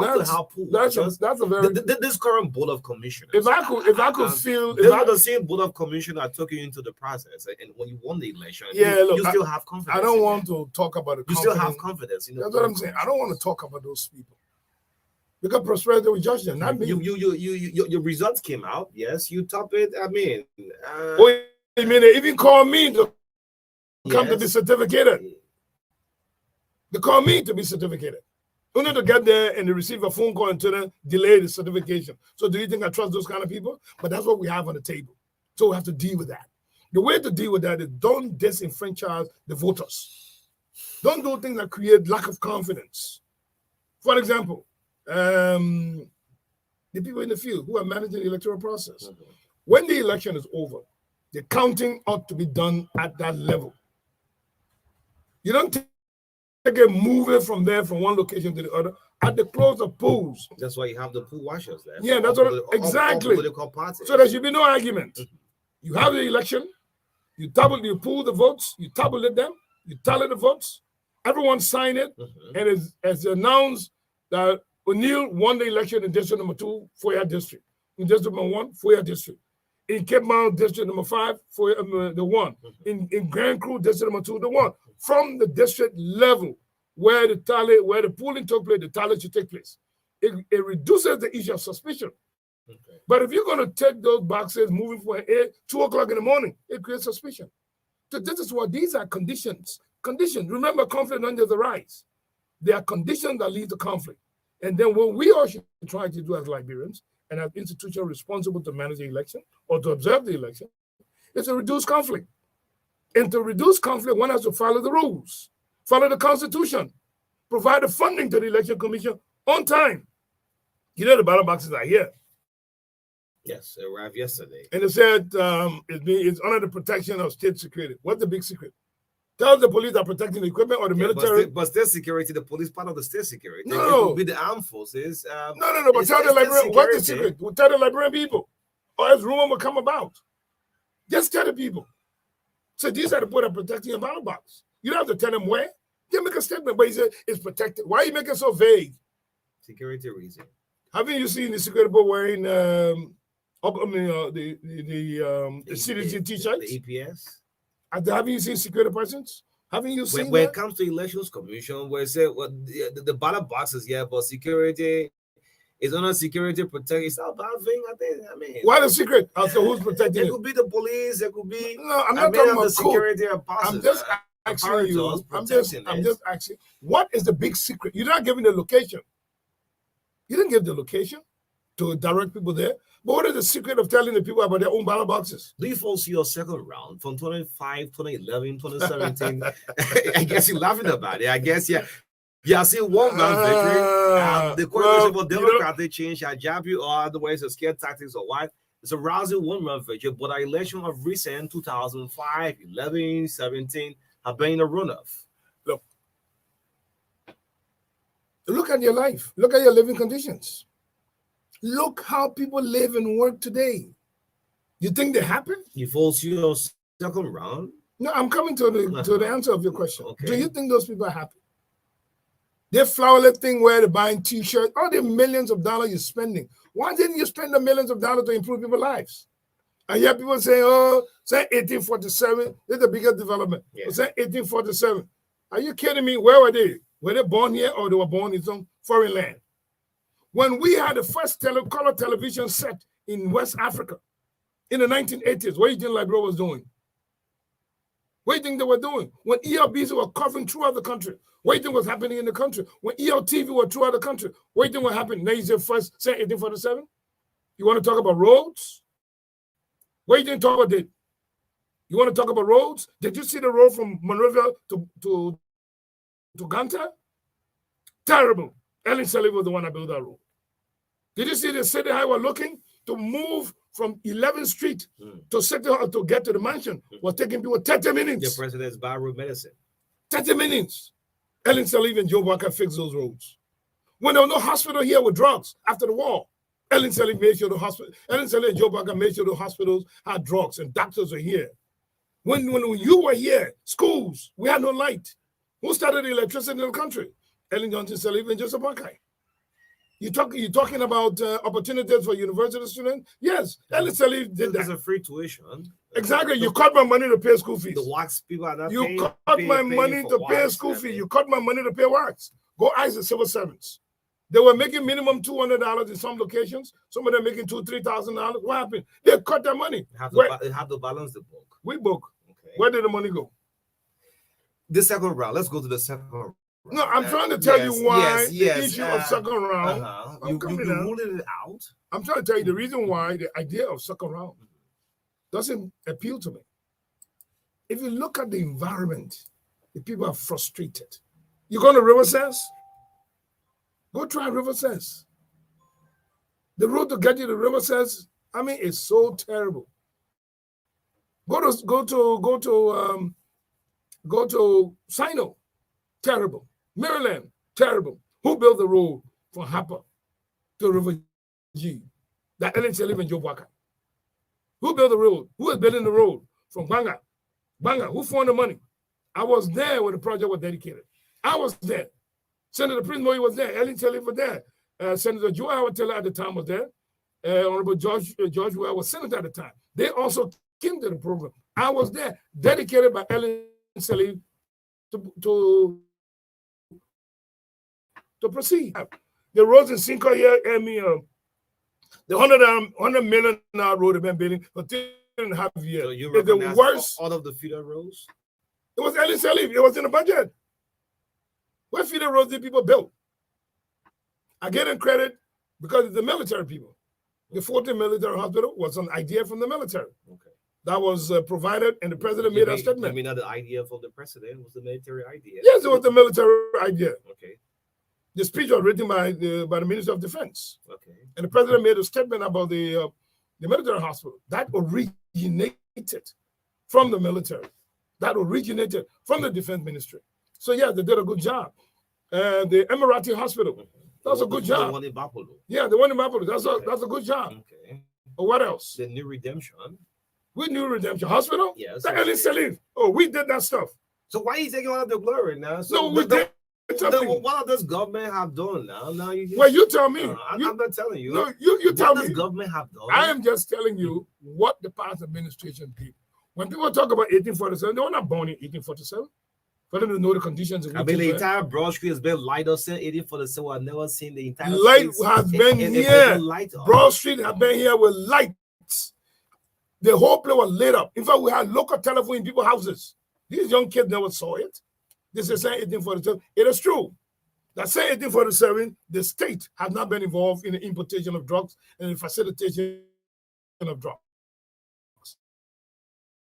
Say 1847, there have been arrests under the state at the Rabba International Airport on drugs. Since 1847, there have been no arrest of $100 million. I'm coming. Of $100 million worth of drugs in which the individual goes scot-free. Since 1847, there has never been anything on a kush. All of these things happened in the last 5 years. So the RIA, it's a Moringa. So he said drugs. That is rubbish. Okay. Whoever official said Moringa is completely stupid. You look at drugs, test it, demonstrate it. Then you come, you suspend people. Well, the administration. When you don't have a good team, the manager falters. The manager pays for it. That's what happens when the team is failing. They don't dismiss the player. They get rid of the manager and bring a new one. All of this you have said, like Prince will say, because we see the president turn out. People still celebrating. We'll say, well, perhaps the Ellen government, 12 years have done nothing. George has just gone 6 years. So what is nothing? So we're going to give them another 6 more years. What is nothing? This issue of the second round. What second round? You believe there'll be a second round? election history, 2005, Yeah. 2011, Yes. 2017. Yes. So with these 2017, elections, did they campaign as they are doing today? it was the second round. No. Did they campaign as they are doing today? So I'm asking. They did not. You know why? Because it was an easy walk in the park. Now they got to go out there to convince the people. Out of 15, he won 14 out of 15. Yes, 5 years ago. 5 years ago. You think people conditions have improved? Let us assume, just for argument's sake, that the president means well. Let us assume, for argument's sake, that we'll compare the president meaning well to a football team, like Real Madrid, or Manchester United, or Liverpool, or Chelsea. The team manager is doing well, the players are not doing well. Who goes first? The manager. Thank you. So it's a very simple thing. So in a Liberian case, then the manager bears the manager consequences. No, he bears the consequences. This manager have said we have the first half player, the second half player. So there's no half. Yes, No. George have said yes. So there is no half. There's no half here. There's no half. It's performance. It's performance. The government squarely blame the opposition. Most time you see breaking news. All of the breaking news on the social media are all negative news on the country. Say, how come you want to govern a country and all your news are all negative? Precisely. That's the point. And that is the reason why we hold the government accountable for the manner in which they're handling this drug epidemic in our country. The man who was announced by the government as the prime suspect went through RIA. How did a passport get stamped? How did he get a boarding pass? They need to fire all of those people to RIA who are part of the security order, with the exception of those who are performing. How did he get through? The NSA was there. The Bureau of Immigration was there. The police was there. The security at the airport was there. The commander, all of the commanders get fired. But unfortunately, you have a situation where $100 million drug, they put walk. Then they pretend, we know how to put left Liberia. Yeah, right. You think we're stupid? Do you think we're stupid? You think the Liberian people are stupid? Just because they're quiet, it doesn't mean they are stupid. That is the reason why they are frustrated. And they will exercise their frustration on October 10. Whoever is responsible for their frustration, unfortunately, will bear the consequences. Whoever wins the election is a way of president like people. I do. You agree with that? Yes.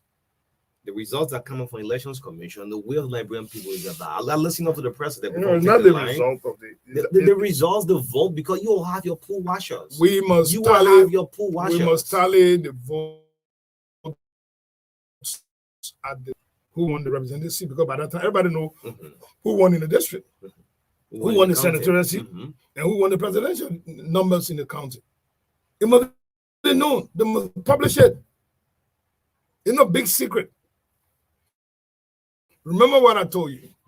The violence does not happen in isolation of conditions that compel people to decide against what has happened.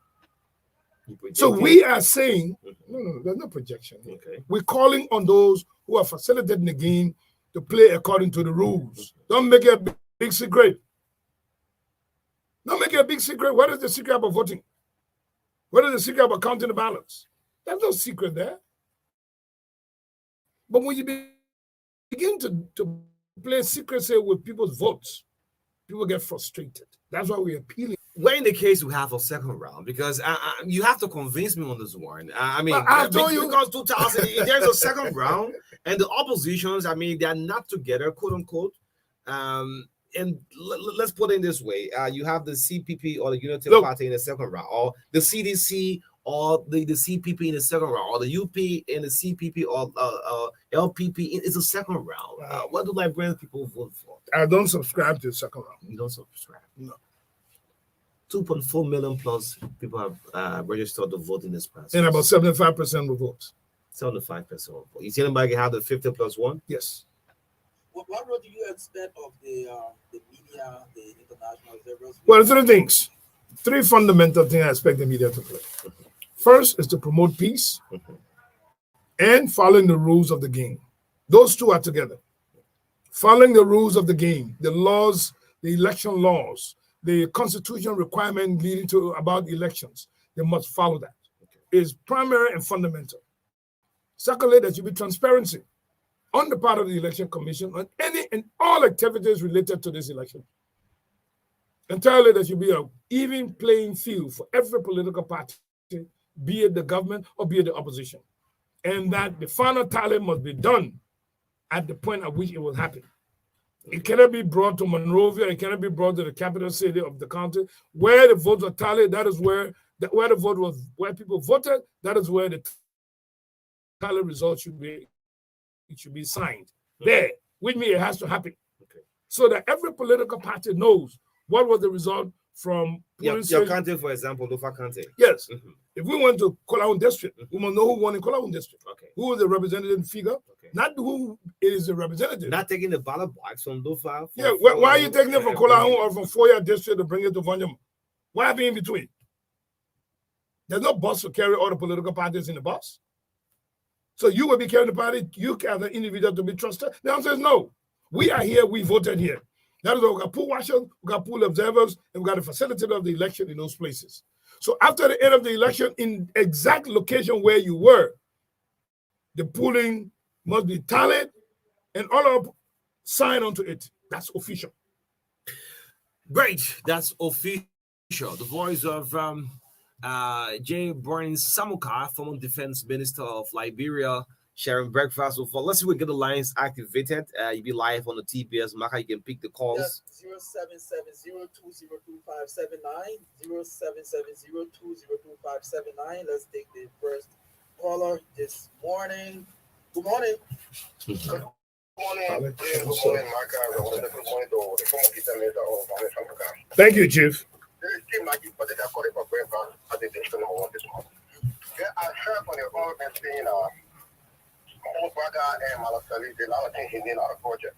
And from the candidates that we should have MARKA, said that they had a lot of opportunities in 2017 he made a decision. And just recently on the different nation on two records, he made a decision that person was a car parking in garage.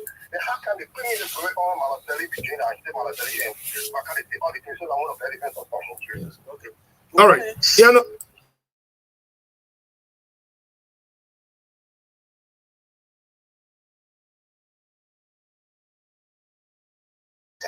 Honorable Samuka, I heard you very well, and I say thank you for your deliberation. But I want to know where the fit of Lofa with the Unity Party, because we are hearing that it is going through automatically. You have been doing some work there, but yesterday what I saw on the social media after CDC, they said they were going to sleep in. So at the end of the day, they left. So those that were in the pool decided to take out the pool and show me down and wear the GMP t-shirts, how to play GMP song. So why are the working in Lofa? I really want to know. Thank you very much. Okay, thank you. Good morning. Good morning, Marka. Good morning. Go ahead. I want to say thank you several times around and then let's speak on the concern all the time we have to get this group. I appreciate your guest for his time for his deliberation. For the time for his service in the I have a question for him. So, political leader, just say you want to work out in fact, you don't work out make us stupid. And it's still that makes sense to look at in the public, but the chief and the so I want to know. I want to know for him because he said this to just know whatever. What is his position on that? Yeah, what is your position when it comes to that business? Okay. Good morning. Good morning. Yes, feedback. Go ahead. Your background is noisy. Let me say no. We can't do that. Yes. Good morning. Good morning. Good morning. Go ahead. My name is John. I'm a buyer of the online community. But my concern is I heard with some guys say that after the casting of the ballot, the people have to check at the point at which the ballots were cast. So I'm concerned that is the sustainable claim that they are going to move the ballot boxes to other places to be counted. If that is the case, then I think there's a wrong idea. So if you have any information like that, I think you should please share it with us. So that more pressure can come on the election commission not to do that because that has never been done. Okay. About the those times. All right, let me pick this call from my end. Yes. Good morning. Yeah. Good morning, Marka. I was a bravo to the former defense minister, Mr. Samukai. My name is Sarah Zappo from Lima this morning. I think the message the minister is giving is clear they resonated to the people of this country. Our people are suffering, Maka. Maka, you say you are aware that even in Nima, Now, man, just to your own. Nima County is resolved to folk workers. Sapoka is one of our songs, one of Nima's songs, and will show that Waka be the president of this country. Thank you. All right. Let me pick this call from my end. Good morning. Yeah, I have a caller. Morning. Good morning to you. Morning. Let me say good morning to the co-host Marka, as well as your guest in studio, Minister Brown Samoka. Good morning, sir. Oh, good morning, my brother. Although this question has been asked about, I want to reinforce it. Because looking at the fact that Minister Samuka is a security expert, an individual who served this country 12 years as Minister of Defense, and hearing that he supports the former vice president, that is his decision. We cannot question that. But Mr. Brown J. Samuka, looking at our country, where it is, where we came from, our history, for the former vice president to have made a statement, we don't support the issue of vote rigging. The level of our institution, the CPP, we are very clear that we want to level the will of the people. At the same time, we cannot go about making statements that will bring about chaos, that will bring about confusion, conflict in our country. Okay. Because we have the responsibility to protect the peace now. When Ambassador Bwaka in Grand Basel stated emphatically that if anybody rigs the election, it will be the end of this country. As well as a statement from Senator Prince Ward Johnson of the history that he has in this country. You know the history. Mr. Samuka, we don't have to lecture you on that. To say, we will have the reinvention of the quote-unquote Arab Spring in this country. How do you reconcile these statements from this statement? When the country is going to this critical time of election period? All right. Security expert. Thank you very much. Thank you, Desmond. Thanks, Desmond. Eugene. Let's pick our last caller. Warren Bryan. I missed Peter Ninswa call, but let's pick up. Warren Bryan, morning. I replace you with Peter Ninswa. Thank you. Let me say the beautiful good morning to your studio guest, my own big brother. Thank you. I just called this morning to just say thank you to the big brother. And I just want to promise the big brother on this national radio. But the level that he had taken the conversation at the owing the lunch, because he had just touched every sector of what needed to be touched. But let me just try to do something quick. My comment with their left and mouth for the CPP. All the references they were made about who made statement affecting the peace, they did not call yet get called about me. That's they never. Even yesterday on this very radio station, my own sister Muriah was guest. She talked about Prince George's statement, statement. They did not call yet get called by referencing any of the statements or any of the issues that they talked about people who threaten the peace. You gotta be honest. You gotta be honest and sincere. You can't do that to the people on the radio land when you get on the radio on to this is something serious. This morning, the people of Liberia and people on the verge of the troop effort have listened to something very serious. Don't just create people conversation. Serious conversation that's going on this morning. Thank you. Okay, yes. So we'll constrain of time. So in 5 minutes, you can respond to all of the calls. That's all I was trying to tell you. Let me answer them one by one. But anyway, let's work with in time. We'll have a next program. Let's do the last statement concern that people have. I thought people would be more concerned about the process leading to elections. Why are they looking at the results and thereafter? That the openness of the process is what everybody should be concerned about. What are those conditions that bring about conflict? It is those conditions we are talking about. That which bring conflict is what should be avoided, both by the handlers of the elections, that is the election commission, and both by the facilitators of peace in the country and that in the state machinery. We should be concerned about that. We should be very much concerned as to how the process is going. The violation of the Constitution, the delay in the release of information that are needed, hiding things. What is the transparency? This is what we're saying, that the genesis of conflict rests on the conditions men and women find themselves. Where citizens find themselves, they have been disenfranchised, they've been denied the process of transparency in the electoral process, and at the same time, too, that the C word, that they are not getting the benefit of what the results will be. So I think as much as you are concerned, like I said, I support peace, free, fair, transparent, and following the rules of the game. Don't abandon the rules of the game. Every game has rules. Every game has rules. Both the regulatory rules of the electoral laws and both the constitutional requirement of elections. So those two need to be followed. Once those things are followed correctly and promptly, like I indicated to you, the chances of violence in elections are reduced. So that's what you see the ECOWAS mission was here, is to further understand the environment leading to elections. So these statements that was made, I mean, it doesn't scare the country. No. Like I told you from the beginning, Liberia is not going to go back to war. No. Even if the state were to use violence, there'll be a different means to resolve the issue. You're not going to go back to war. But I hope you understand that the conditions under which elections are held, the condition under which elections are facilitated, the condition and manner within which the results are tallied are all triggers of conflict. I'm giving you ideas on what trigger conflict. It's left with you and I and everyone else to ensure that what trigger conflict does not happen.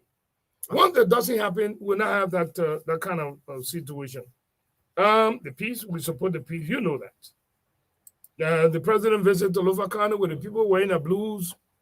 Like I said, he's the president of the country. He's the president. You have to give him the respect. When you come to people have to turn up. That's what it is. It's just a matter of respect. It doesn't mean it's a political decision that the county is taking. Lofa County will always be Lofa. There's always going to be a Wallagizi. Wallagizi will now move to Grand Crew. Okay. They will now move to Sign, they will now move to Maryland. So I think at the end of the day, it is the Liberian people who will make a determination. As you close up. Yes, it's the Liberian people who will make a determination. I think the Liberian people see where this country is being taken. They see what has happened to this country. They now understand that whole 1847 is focused on drugs. That since 1847 is focused on drugs. They're messing the minds of our young people. If you believe that it is good for you and your children, unfortunately, that's your decision. If you think that the way officials in our gates of entry are relaxing and the facilitating of drugs are coming into the country, and you think it's the right thing for you, well, you make your decision. But I know full well the frustration and the anger of the Liberian people will be applied on the manager. At the end of the day, he has to bear the consequences of that. So this issue of the second round, I'm still back and forth with this thing, this election. Yeah. If there's a second round, what do you foresee your party going into the second round? Joseph Nyuma Boakai, Jeremiah Kuhn, and the rescue team will win the election. It's a very simple analogy here. The Liberian people are sick and tired. The people haven't voted yet. They have to go to the ballot box. Yes. But from what we have seen, no one have won an election until you go. What we have seen in 11 of the 15 counties, 11, will give us a resounding victory for JMB.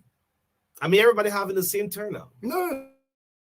The same turnout. I mean, even Akko, what I saw Akko have done of the recent. Yeah. So I'm a bit confused. This issue of don't be confused until the results come out from the ballot box. When you give a T-shirt plus $1,000 as it's been done in Lofa County. It means small part.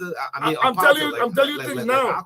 I'm telling you things right. I mean, until the just wait. People. Just wait. I said when you give a T-shirt plus $1,000 Liberian dollars, when you truck people with $500 in everybody's pocket. When you move people with $200 Liberian dollars, they will show up because people are hungry and they're desperate. But that does not manifest itself into the final tally. The final tally is the conditions under which people live and work. Where civil servant pay have been harmonized to the detriment of families. And therefore, you're like a beggar. You wait for the government to pay a children's school fee. You wait for the government to pay a YA. You can't even afford a bag of rice. Do you remember when Ellen Sirleaf and Joseph Boakai were leaving office in 2018, the price of the bag of rice was less than $10 for 25 kg. What is the price of the bag of rice today? It has gone up by almost 80%, 80%.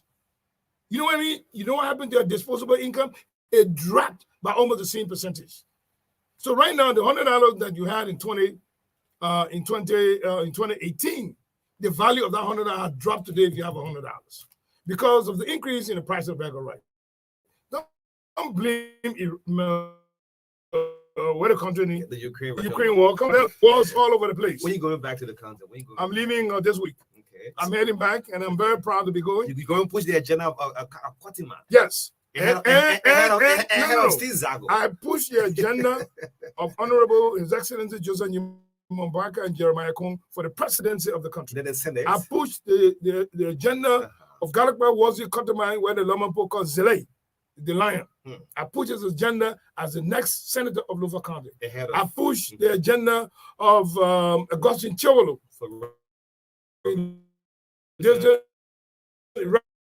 representative in district number 5. I push the agenda of chickens as representative in district number 4. And I'm pushing campaigning just everywhere for everybody. And I'm pushing the agenda of the Honorable Francis Akila Nyamali as representative of district number 1 in Lofa County. I am telling you that the agenda we are pushing is not individualistic. So the next 14 days, you stay all along in Lofa? Yes. Okay. I'll be calling you from the county. Let's Please, and I'll be more than glad to talk.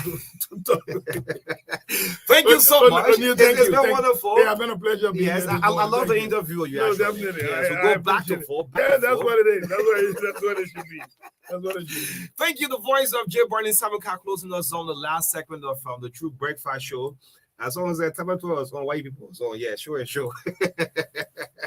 Yeah, so we'll analyze the Minister of Finance interview we have on today. But thank you so much, my trusted friend and partner, MARKA Davis, Arthur Butler, been on camera. My name is Oni Roberts, in the midst of all country friends. Have a blessed Tuesday.